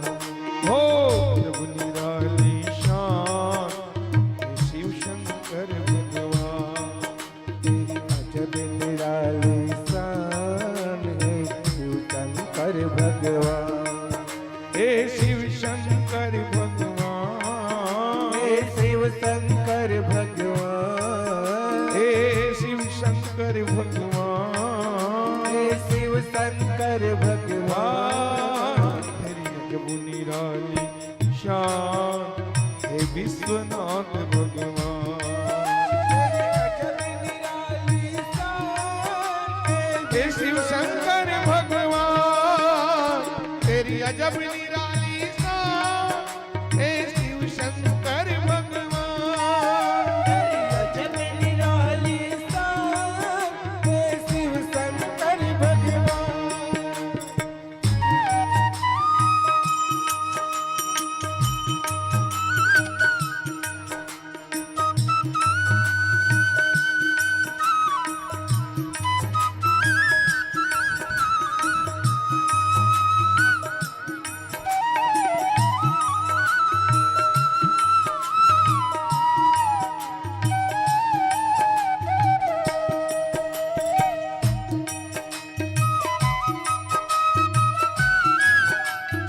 जय हो आप जय हो प्रभु।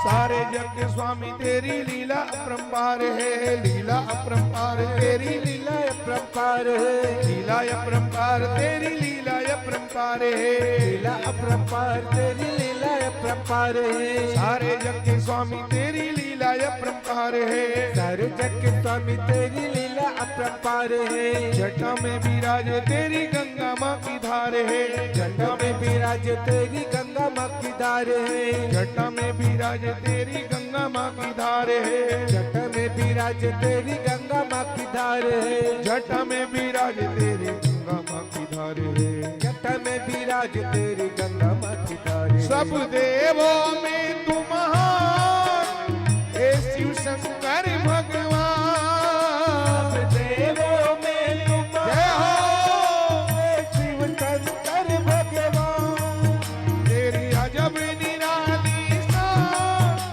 हे विश्वनाथ भगवान, तेरी अजब निराली शान हे विश्वनाथ भगवान।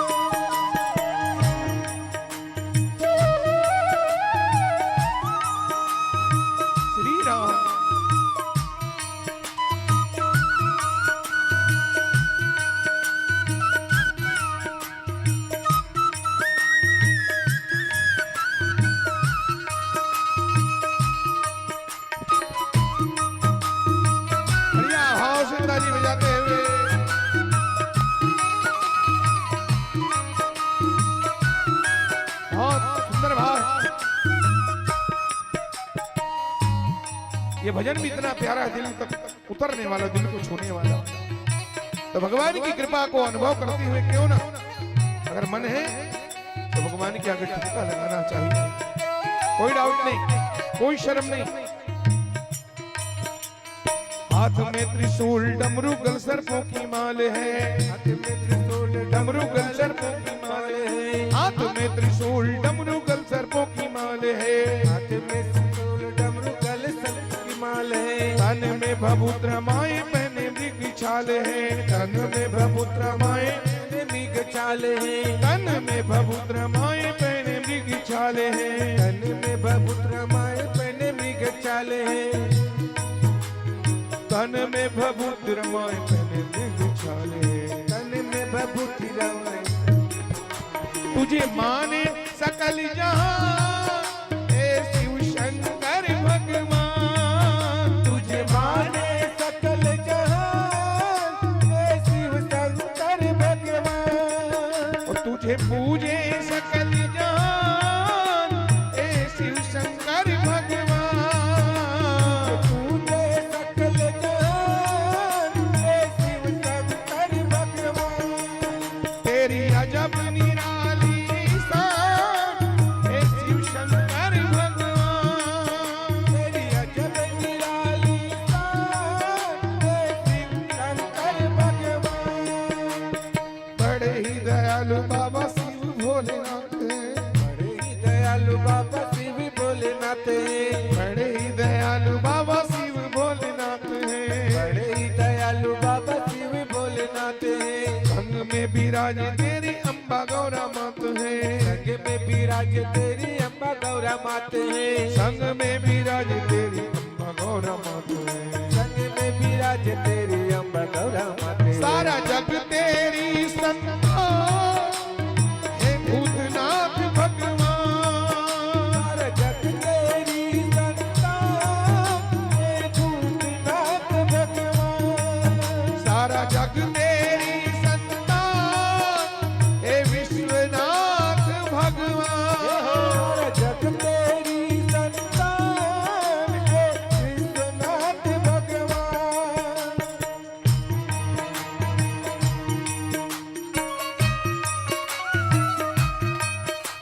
भोलेनाथ आएंगे, वही जाना है और जाते जाते गाना है, शिव चरणों में जाएंगे, शिव चरणों में जाएंगे, हम माथ नवाएंगे, हम बात नवाएंगे, भोलेनाथ आएंगे, भोलेनाथ आएंगे, दरबार लगाएंगे, दरबार लगाएंगे, ना जाने कितने भक्तों की फरियाद सुनेंगे, फरियाद सुनेंगे, भोलेनाथ आएंगे, दरबार लगाएंगे, ना जाने कितने भक्तों की फरियाद सुनेंगे, फरियाद सुनेंगे।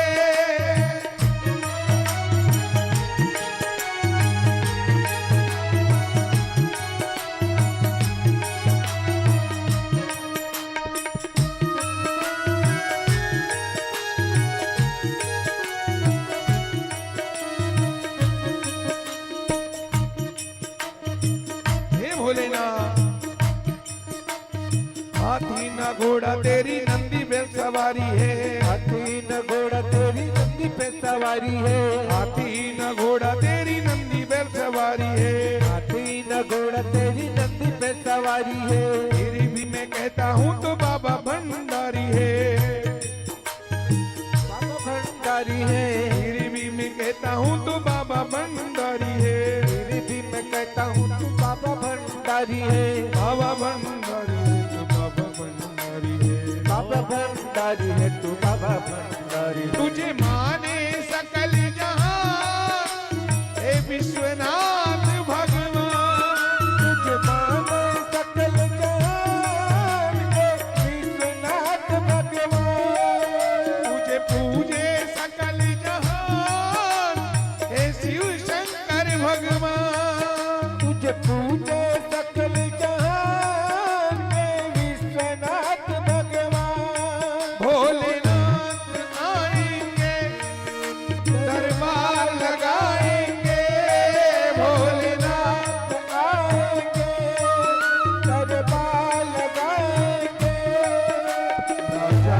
कितने भक्तों की फरियाद सुनेंगे। भोलेनाथ आएंगे, दरबार लगाएंगे। जब जाएंगे ना तो जाएंगे तो यही गाएंगे, भगवान शंकर को ऐसा ही मनाना है। और क्या कहना है? भोले कृपा कर दो, झोली मेरी भर दो। भोले कृपा कर दो, झोली मेरी भर दो। भोले कृपा कर दो, झोली मेरी भर दो। भोले कृपा कर दो, झोली मेरी भर दो। तेरी दया का हम सदा गुणगान करेंगे, तेरा ध्यान करेंगे। झोले भर दो। तेरी अजब निराली शान है। तेरी अजब निराली शान है, विश्वनाथ भगवान। अजब निराली शान हे शिव शंकर भगवान। तेरी अजब निराली शान है, शिव शंकर भगवान। हे शिव शंकर भगवान। हे शिव शंकर भगवान। हे शिव शंकर भगवान।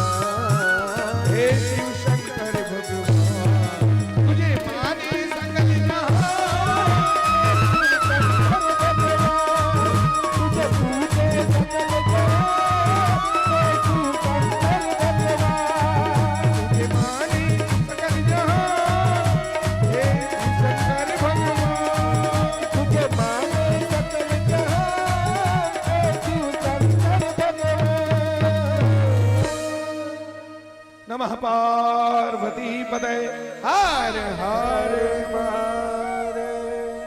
मेरी माता और बहनों, भस्म की बड़ी महिमा है और कई कई प्रमाण है मेरे पास, कई उदाहरण है। ये तो अनंत है। सब मैंने निवेदन किया जितना बना, आगे मुझे बढ़ना है।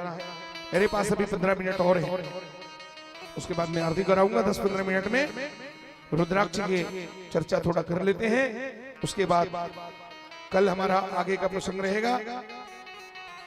सृष्टि खंड के अंतर्गत कल कथा आएगी, भगवान शिव से निर्गुण निराकार शिव कैसे शिव रूप धारण करते हैं, महेश्वर रूप धारण करते हैं, और फिर शिव के शरीर से ब्रह्मा और विष्णु की कैसी उत्पत्ति, ये सब कथा गाते संक्षिप्त में फिर सती चरित्र में कल गाऊंगा, है ना। बहुत आनंद होगा। भगवान कैलाश में कब गए, किसके, वहां की कहानी क्या है, वहां की हिस्ट्री क्या है, कैलाशपति कैसे बने, इस कहना है। थोड़ा सा मन को शांत रखें। जिन बहनों को अति आवश्यक है जाना, जिनको जाना बहुत आवश्यक है, वो तो सम्मान पूर्वक जा सकते हैं, लेकिन बहाना नहीं करना है। अब महाराज जी कह रहे हैं तो यहां से चले जाए। जब अति आवश्यक है तो जा सकते हैं आप लोग, नहीं तो थोड़ा सा 10-15 मिनट की बात है। अब तो पहले जैसे नहीं है ना, जैसे 5-7 साल पहले 9:30-10 बजे होता था, ऐसा तो नहीं है, नहीं ना। अब तो 6 बजे हम बंद कर देते हैं। वैसे तो और पहले होना चाहिए, लेकिन भैया कहाँ 10 बजे, अब ले देकर के 6 बजे में आए हैं। 2-4 साल बाद 4 बजे हो जाएगा वो, बिल्कुल। और कम करेंगे हम पक्का, फिर इतना लंबा नहीं चलाने वाले। तो मेरी माता और बहनों, श्री शुकुवाच त्रिपुरवधारमहं निमीलिताक्षो मम दिव्यवरसहस्राणि चक्षुरोन्मीलितं मया भूमावक्षीपुटम्यां तु पतितां जलबिन्दवः तथास्त्रबिन्दुतो जाता मा रुद्राक्ष वृक्षका। रुद्राक्ष सज्जनों, त्रिपुरासुर के उपद्रव से पीड़ित देवताओं ने, त्रिपुरासुर नाम का राक्षस हुआ, उनके अत्याचारों से व्यथित सारे देवता भगवान की शरण में आते हैं। सूर्य जी महाराज कहते हैं ऋषियों, अब संक्षेप में हम रुद्राक्ष की महिमा का वर्णन कर रहे हैं। रुद्राक्ष शिव भगवान को बहुत प्रिय है, इसे परम पावन समझना चाहिए। रुद्राक्ष के दर्शन से, स्पर्श से और उसको धारण करने से अथवा रुद्राक्ष की माला में जप करने से समस्त पापों का नाश हो जाता है। शिव प्रीतमो ज्ञेयो रुद्राक्ष परम पावन दर्शना स्पर्शना जाप्यात् सर्व पापर। दर्शन करो, केवल रुद्राक्ष को दर्शन करने मात्र से तुम्हारे पाप नष्ट होते हैं। गले में धारण करो और उसी से मंत्रों का जप करो। मैंने किसी अयोध्या के एक बहुत बड़े सिद्ध संत से सुना था, वो कहते कुछ नहीं, केवल 11 माला ओम नमः शिवाय, ओम नमः शिवाय बमुश्किल से 1 मिनट लगेगा, 1 मिनट भी नहीं लगेगा, देख लेना। जब 108 बार, वैसे उसको 11 माला तो आधा घंटा लगता है बमुश्किल, आधा घंटा तक ओम नमः शिवाय का, नमः शिवाय नमः शिवाय नमः शिवाय नमः शिवाय, जैसे बार बार बोलते हो, वो भी बढ़िया है, वो भी शिव पुराण का मंत्र है। मैं आगे बताऊंगा वो श्लोक, श्री शिवाय, वो भी शिव पुराण का ही मंत्र है। अब वो जब आएगा तो मैं बताऊंगा, कल ही आएगा, उसके बारे में बता दूंगा। श्री शिवाय नमस्तुभ्यम, इस पर एक भजन है मेरे पास, मैं बीच बीच में गाता हूं, उसको कल डिटेल में गाऊंगा। इस महामंत्र के जपने से मिट जाते हैं सारे गम। श्री शिवाय नमस्तुभ्यम, श्री शिवाय नमस्तुभ्यम, वही भाव है। नमः शिवाय मतलब उसका अर्थ एक है, अक्षर आगे पीछे हैं, लय के कारण सबको आगे पीछे करना पड़ता है, वस्तुतः सबका अर्थ एक ही है, नमः शिवाय या कहो श्री शिवाय नमस्तुभ्यम। रुद्राक्ष भगवान शंकर को बहुत पसंद है। सुनो, पूर्व काल में भगवान शंकर ने समस्त लोगों के उपकार के लिए, जन कल्याण के लिए माता जगन माता पार्वती के समक्ष रुद्राक्ष की महिमा का वर्णन किया था। हे पार्वती, हे महेश्वरी, तुम्हारे प्रेम के कारण मैं आज इस महिमा का वर्णन करता हूं। भगवान कहते हैं, हे महेशानी, पूर्व काल की बात है, मैं मन को संयम में रख करके हजारों दिव्य वर्षों तक मैंने तपस्या किया। देखो देवी भागवत में रुद्राक्ष की उत्पत्ति का कारण क्या है और यहाँ शंकर जी अपने मुंह से क्या बखान कर रहे हैं, थोड़ा सा अंतर है और दोनों बातें मैं आपके सामने रखता हूं। भगवान शंकर कहते हैं, पार्वती, बहुत पहले की बात है, पूर्व काल की बात है, अपने मन को मैं संयमित करके हजारों दिव्य वर्षों तक मैंने घोर तपस्या किया है और मैं तपस्या करता रहा। हे परमेश्वरी, संपूर्ण लोगों का उपकार करने वाला मैं स्वतंत्र परमेश्वर। देखो भगवान शिव स्वतंत्र है, सारा संसार शिव के बस में है, शिव के अंडर है, पर शिव किसी के अंडर में, शिव पर किसी का राज नहीं चलता। सज्जनों, परम स्वतंत्र न सिर पर कोई है, सर्वतंत्र स्वतंत्र भगवान शंकर। हम सब लोग काल के बस में हैं, इसलिए हम परतंत्र हैं, हम मरने वाले हैं, लेकिन क्या शिव जी भी काल के बस में है क्या? हम इसलिए परतंत्र हैं क्योंकि हम मरने वाले हैं, काल के बस में हैं, लेकिन शिव जी वो काल के बस में नहीं है, बल्कि काल उस महाकाल के बस में है। प्यारे, शिव जी का नाम महाकाल है। अकाल मृत्यु वो मरे जो काम करे चांडाल का, मौत उसका क्या बिगाड़े जो भक्त हो महाकाल का। तो शंकर जी महाकाल है, इसमें स्वतंत्र है, काल भी जिससे डरता हो। शंकर जी कहते हैं, मैं परमेश्वर, स्वतंत्र परमेश्वर हूं मैं। एक दिन सहसा मेरा मन क्षुब्ध हो गया तपस्या करते करते, और क्षुब्ध होकर के जब मैंने लीला वश अपने नेत्रों को खोला, देवी जैसे आंखों को मैंने खोला है तो मेरे आंखों से कुछ अश्रु की बूंदें धरती पर टपक पड़ी, और उन्हीं बूंदों से फिर संसार में रुद्राक्ष नामक वृक्ष का जन्म हुआ है। बोलो शंकर भगवान की। रुद्राक्ष, रुद्राक्ष को जब संधि विच्छेद करते हैं तो दो शब्द हमें प्रकट होता है, रुद्र धन अक्ष। रुद्र मने भगवान शिव के, अक्ष मने आंख से आंसुओं की बूंदें निकली। सज्जनों, तो वहां से फिर रुद्राक्ष का जन्म हुआ है। एक कथा ये है, और दूसरी कथा त्रिपुरासुर के अत्याचारों से व्यथित सारे देवता भगवान की शरण में गए, और भगवान की शरण में जा जाकर के रो रो करके देवताओं ने भगवान को पुकारा, प्रभु रक्षा करो, कहा जाए, किसकी शरण में जाए। हे देवदेव महादेव, हम आपकी शरण में आए हैं, प्रभु हम पर कृपा करो।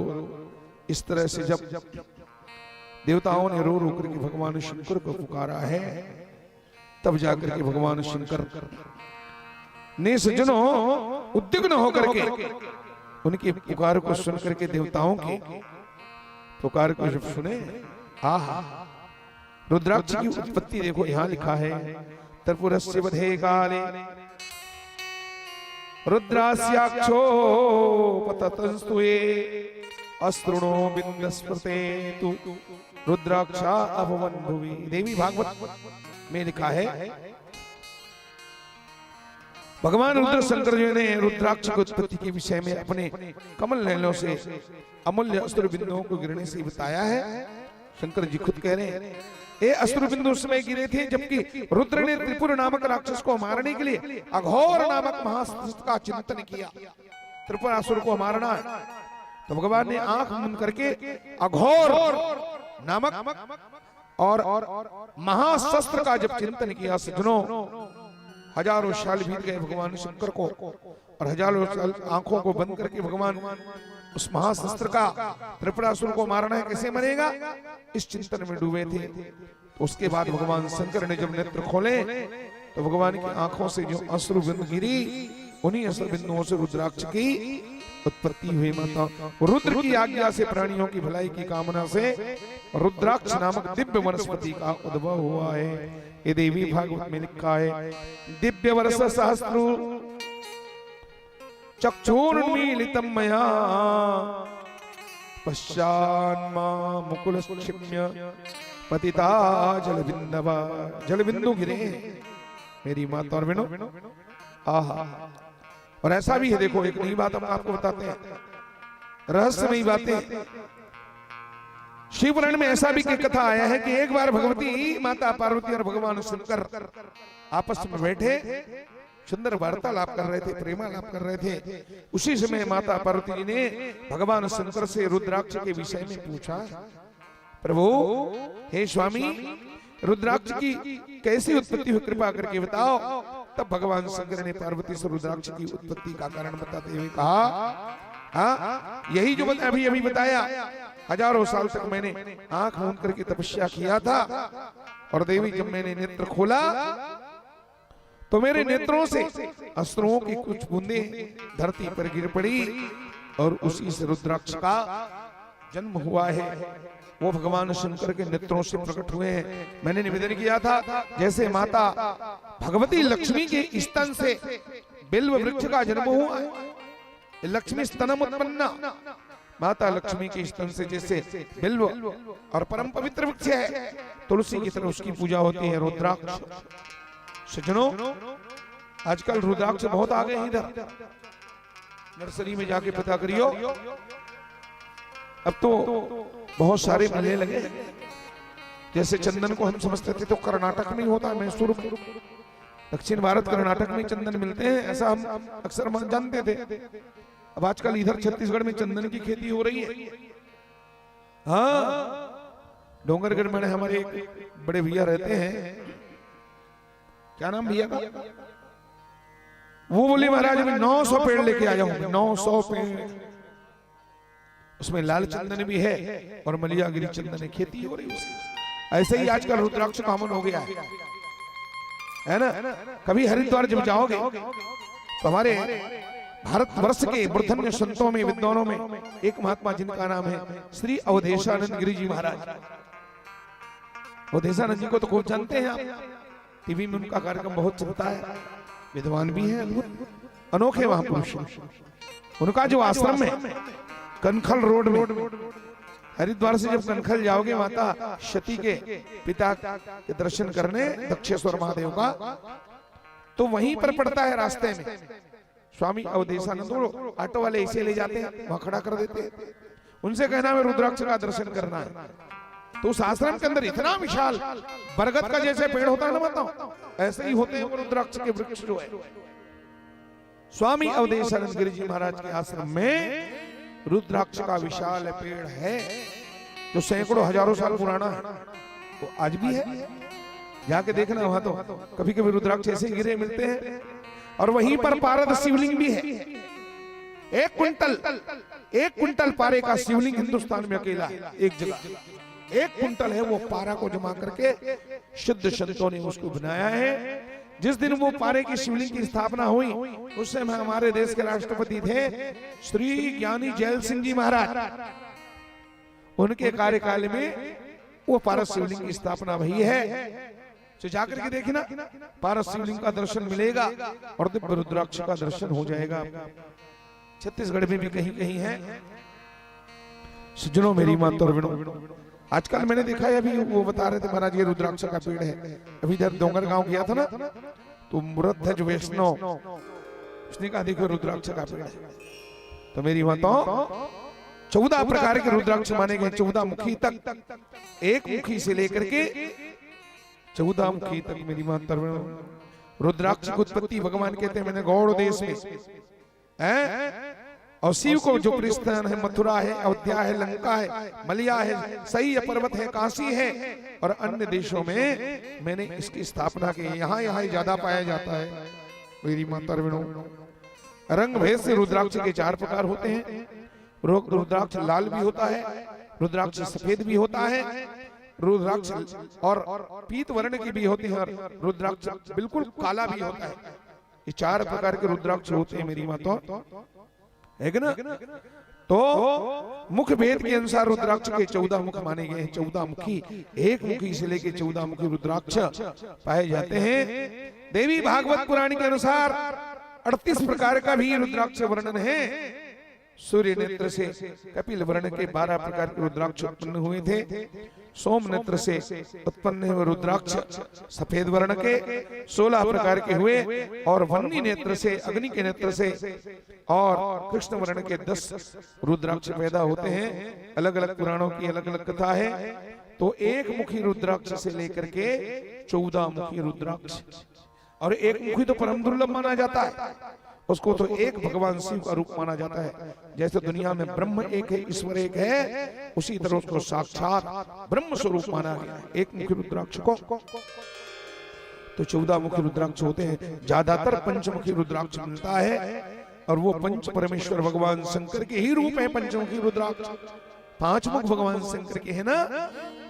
तो रुद्राक्ष में जो 5 मुखी वाला है वो ज्यादातर उपलब्ध है। 6 मुखी रुद्राक्ष को और सज्जनों स्वामी कार्तिकेय का स्वरूप माना गया है। कार्तिक महाराज के 6 मुख है, तो उनको 6 मुखी रुद्राक्ष को 3 मुखी रुद्राक्ष है उसको सज्जनों और भगवान ब्रह्मा विष्णु महेश का स्वरूप माना जाता है। 2 मुखी रुद्राक्ष भगवान शिव और पार्वती के स्वरूप माने गए हैं। ये सब वर्णन है लंबा चौड़ा बहुत ज्यादा। तो ऐसे रुद्राक्ष की महिमा है। हिंदू होने के नाते हम सबके गले में ही तो हमारी पहचान है, हमारी संस्कृति के मूलाधार है। आजकल लोग समझते नहीं, शिक्षित होते जा रहे हैं लेकिन संस्कार हमारा नष्ट होते जा रहा है। बातों में एक लाइन में काट देते हैं। माला पहनने से क्या होगा, चंदन लगाने से क्या होगा, चोटी धारण करने से क्या होगा। ये तो हमारी पहचान है, यही तो संस्कृति के मूल है। ये नहीं रहेगा तो हमारी संस्कृति कैसे बचेगी। पूजा है, पाठ है, कथा है, भागवत है, मंदिर जाना हमारा रोज का धर्म है, फर्ज है। क्या होता है क्या नहीं होता उधर नहीं आना है। कुछ होगा तभी जाओगे क्या। ये कहां की बात है। कैसे कैसे लोग हैं, बड़ा विचित्र है। ये तो एकदम गंदा शब्द है ये। तिलक लगा ले, कौन ला दिखाना है बताओ, ये शब्द। कई लोग ऐसे बोलते किसको दिखाना है, तो कोई देखेगा तभी पहनोगे। अरे कपड़ा पहनना मानवी का, मनुष्य का साधारण गुण है। भोजन करना उस समय तो नहीं कहते कौन ला दिखाना है, क्यों खाते हो आप, किसको दिखाने के लिए खा रहे हो। तो इसे जीवन का अनिवार्य अंग है भोजन। उसी तरह सब चीज है, इनमें कहीं तर्क वितर्क नहीं होना चाहिए। ये हमारी पहचान है। चंदन, तिलक, चोटी, कथा, भागवत, मंत्र देवाला, कुछ मिले तब जाओगे नहीं, कुछ मिले चाहे मत मिले, भगवान शिव के चरणों में जाकर के प्रणाम करना, नमन करना, शिव की पूजा करना, हमारा यही धर्म है। और तुम बदले की भावना से जाते कुछ पाने के, तब तो वो धर्म नहीं, वो तो व्यापार है। आज का धार्मिकों की भीड़ कम है मंदिरों में, बापा व्यापारियों की भीड़ ज्यादा हो गई है। समझ, अच्छी बात है, व्यापार ही सही, तो कम से कम भगवान के साथ व्यापार चल रहा है, लेना देना वो हमारा साहूकार है ना भाई, तो व्यापार भी अच्छा है, उन्हीं से चल रहा है। चलो मन में सकाम भाव है तब भी जाओ, बेटा पाना है, बेटी पाना है, बेटी के लिए दामाद पाना है, हाँ बेटा को नौकरी पाना है, और पा रहे हैं लोग। सभी समस्याओं का एक ही हल, केवल एक लोटा जल चढ़ा चढ़ा के, एक लोटा जल चढ़ा चढ़ा के लाखों पा रहे हैं। बाप रे बाप, शंकर भगवान ऐसे दयालु हैं, हाँ, उनके जैसा कोई देने वाला है? आगे मैं सुनाऊंगा भजन, ऐसा देने वाला कोई और नहीं। ओ चलो रे चलो, बाबा भोले के द्वार बैठे जहां ऑर्डर दानी, शिव सा भोला भाला कोई और नहीं है, शिव सा मत वाला कोई और नहीं है, शिव सा निराला कोई और नहीं है, ऐसा देने वाला कोई और नहीं है। भक्तों की झोली भरेंगे भंडार, सावन की पावन रुत चलो रे चलो भोले बाबा के द्वार, अगहन की पावन रुत। बोलो भक्त वत्सल भगवान की जय। जो शिव नाम होठों पे चढ़ गयो रे, ये बढ़िया भजन है ना दादरा। इसी भजनों के साथ हम लोग विराम देंगे। आरती से जाओ, आरती जला मेरी माता बहनों, आगे की चर्चा कर रखूंगा। जो शिव नाम होठों पे चढ़ गयो रे, तो समझो ये जीवन सवरे, तो समझो ये जीवन सवरे गयो रे। जो शिव नाम होठों पे, वो शिव नाम होठों पे, बोल बम का नारा है, भोलेनाथ सहारा है। जो शिव नाम होठों पे चढ़ गयो रे, तो समझो ये जीवन, तो समझो ये जीवन सवरे गयो रे, समझो ये जीवन सवरे गयो रे, तो समझो ये जीवन सवरे गयो रे।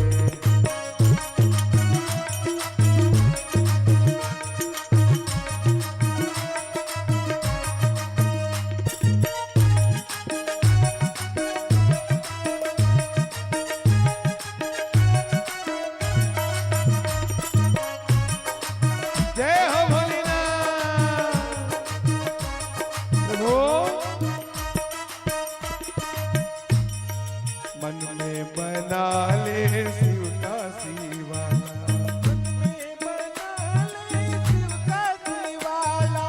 मन में बना ले शिव का शिवाला, में बना ले शिव का शिवाला। ओहो मन को बना ले शिव का शिवाला, मन को बना ले शिव का शिवाला।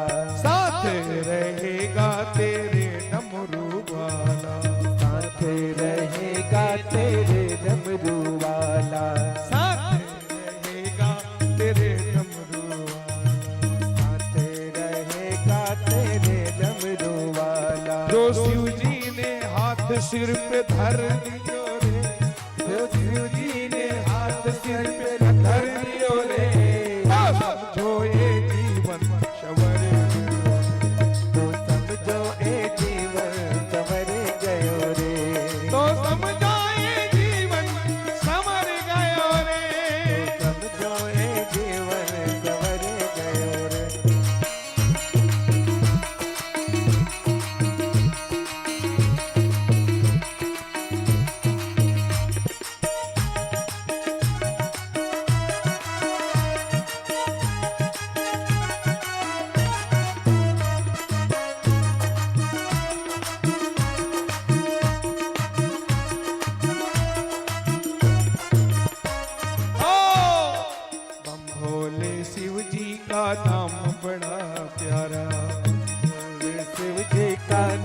बड़ा प्यारा, ओम भोले शिव जी का नाम बड़ा प्यारा, भोले शिव जी का नाम बड़ा प्यारा, नाम ने लाखों को पारे उतारा, नाम ने लाखों को पारे उतारा, ओ नाम ने लाखों को पारे उतारा, नाम ने लाखों को पारे उतारा। जो शिव जी ने जम के हाथ पकड़ लियो रे, जो शिव जी ने हाथ पकड़ लियो रे, तो समझो ये जीवन सबरी गयो रे, तो समझो ये जीवन संवर गयो रे, समझो ये जीवन सवर गयो रे, जो शिव नाम होठों पे चढ़ गयो रे, जो शिव नाम होठों पे चढ़ चढ़ गयो रे, तो समझो ये जीवन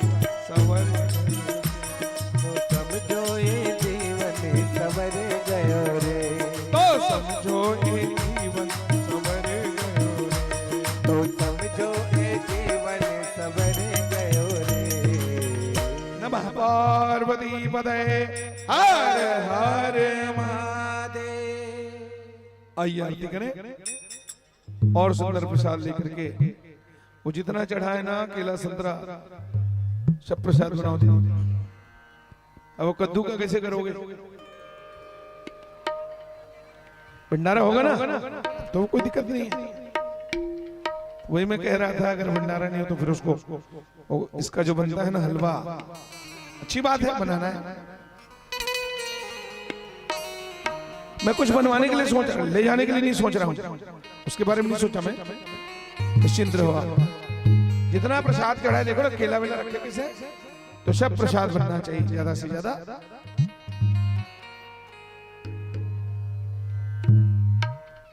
रुद्राक्ष को सोमवार को ही धारण करना चाहिए और बताएंगे, थोड़ा बहुत बाकी है उसको पूरा कर देंगे चलते चलते, है ना। गंगा जल में धो करके फिर भगवान शंकर में उसको चढ़ा करके फिर धारण करना चाहिए, है ना। बोलो गौरी शंकर भगवान की जय। थोड़ा आवाज उठाओ। ओ जय शिव ओंकारा मैंने भज शिव ओंकारा, ब्रह्मा विष्णु सदा शिव, ब्रह्मा विष्णु सदा शिव, हरदारे दारा, ओम हर हर हर महादेव, एकानन चतुरानन पंचानन राजे, बोले पंचानन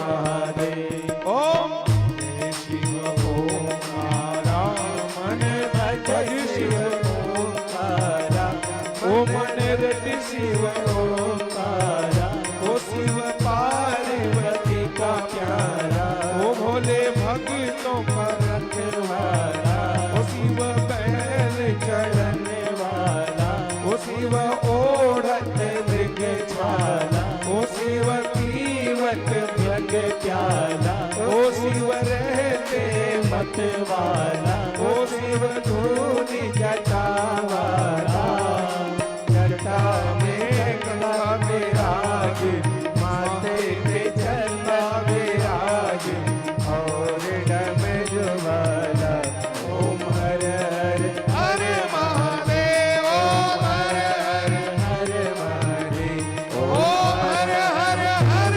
महादेव। कर्पूर गौरम करुणावतारम संसार सारं भुजगेन्द्रहारं सदा वसन्तं हृदयारविन्दे भवं भवानी सरितं नमामि ओ भवं भवानी सरितं नमामि ओम यानि कानि जवापानि जन्मान्तरक्षाणि तानि सर्वाणि सन्तु प्रदक्षिणां पदे पदे त्वमेव माता च पिता त्वमेव त्वमेव बन्धु च सखा त्वमेव त्वमेव विद्या द्रविणं त्वमेव त्वमेव सर्वं मम देव देव त्वमेव सर्वं मम देव देव श्री कृष्ण गोविंद हरे मुरारे हे नाथ नारायण वासुदेव हे नाथ नारायण वासुदेव हे नाथ नारायण वासुदेव हरि ओम। आरती ले लीजिए और हाथों में फूल ले, सब लोग आरती ले लो, सबको आरती दे दो। जल्द से आचमन जिनके करिए। पास फूल नहीं हाथ जोड़ लीजिए खाली और भाव पुष्पांजलि भगवान को करें। हरि ओम।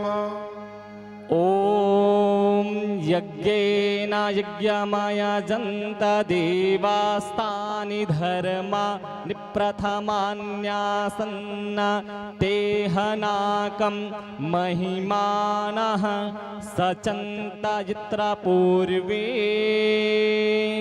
साध्याः शन्ति देवाः हरिः ओम राजाधिराजाय प्रसह्यसायिने नमो वयं वैश्रवणाय कुर्महे समे कामान् कामकामाय मह्यम् कामेश्वरो वैश्रवणो ददातु कुबेराय वैश्रवणाय महाराजाय नमः हरिः ओम एकदन्ताय विद्महे वक्रतुण्डाय धीमहि तन्नो दन्ते प्रचोदयात् तत्पुरुषाय विद्महे महादेवाय धीमहि तन्नो रुद्रः प्रचोदयात् नारायणाय विद्महे वासुदेवाय धीमहि तन्नो विष्णु प्रचोदयात् नन्दनन्दन्याय विद्महे यशोदा नन्दनाय धीमहि तन्नो कृष्ण प्रचोदयात् हरिः ओम श्री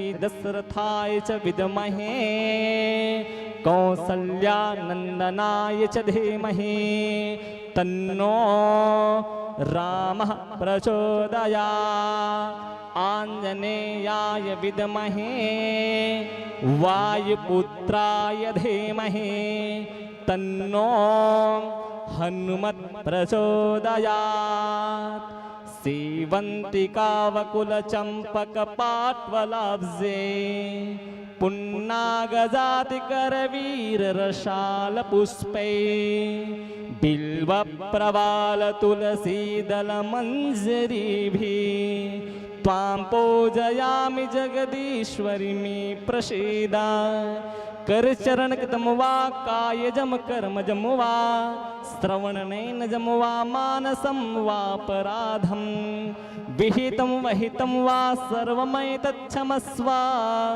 जय जय करुणाब्धे श्री महादेव शंभो जय जय करुणाब्धे श्री महादेव शंभो नाना सुगंधि पुष्पाणि यथा कालोद्भवानि च पुष्पाञ्जलिर्मया दत्ता गृहाणां शिवशङ्करा गृहाणां शिवशङ्करा अथ मन्त्रद्वारा सायंकालीन रात्रिकालीन मंत्रपुष्पाञ्जलिं समर्पयामि। बोलो सांब सदा शिव भगवान की जय, श्री गौरी शंकर भगवान की श्री उमापति महादेव की जय, श्री शिव महापुराण की जय, श्री शिव महापुराण की जय, आज के आनंद की जय, आज के आनंद की जय। नमः पार्वती पतये हर हर महादेव की जय। धर्म की धर्म की अधर्म का प्राणियों में विश्व का गौ माता की सत्य सनातन धर्म की नमः पार्वती पते हर हर महादेव की जय।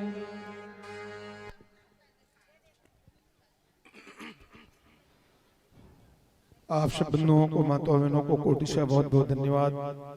आपके लिए मंगल कामना भगवान शिव के चरणों में अपना अमूल्य समय लेकर के आप सब लोगों ने इस कार्यक्रम को सफल बनाया है।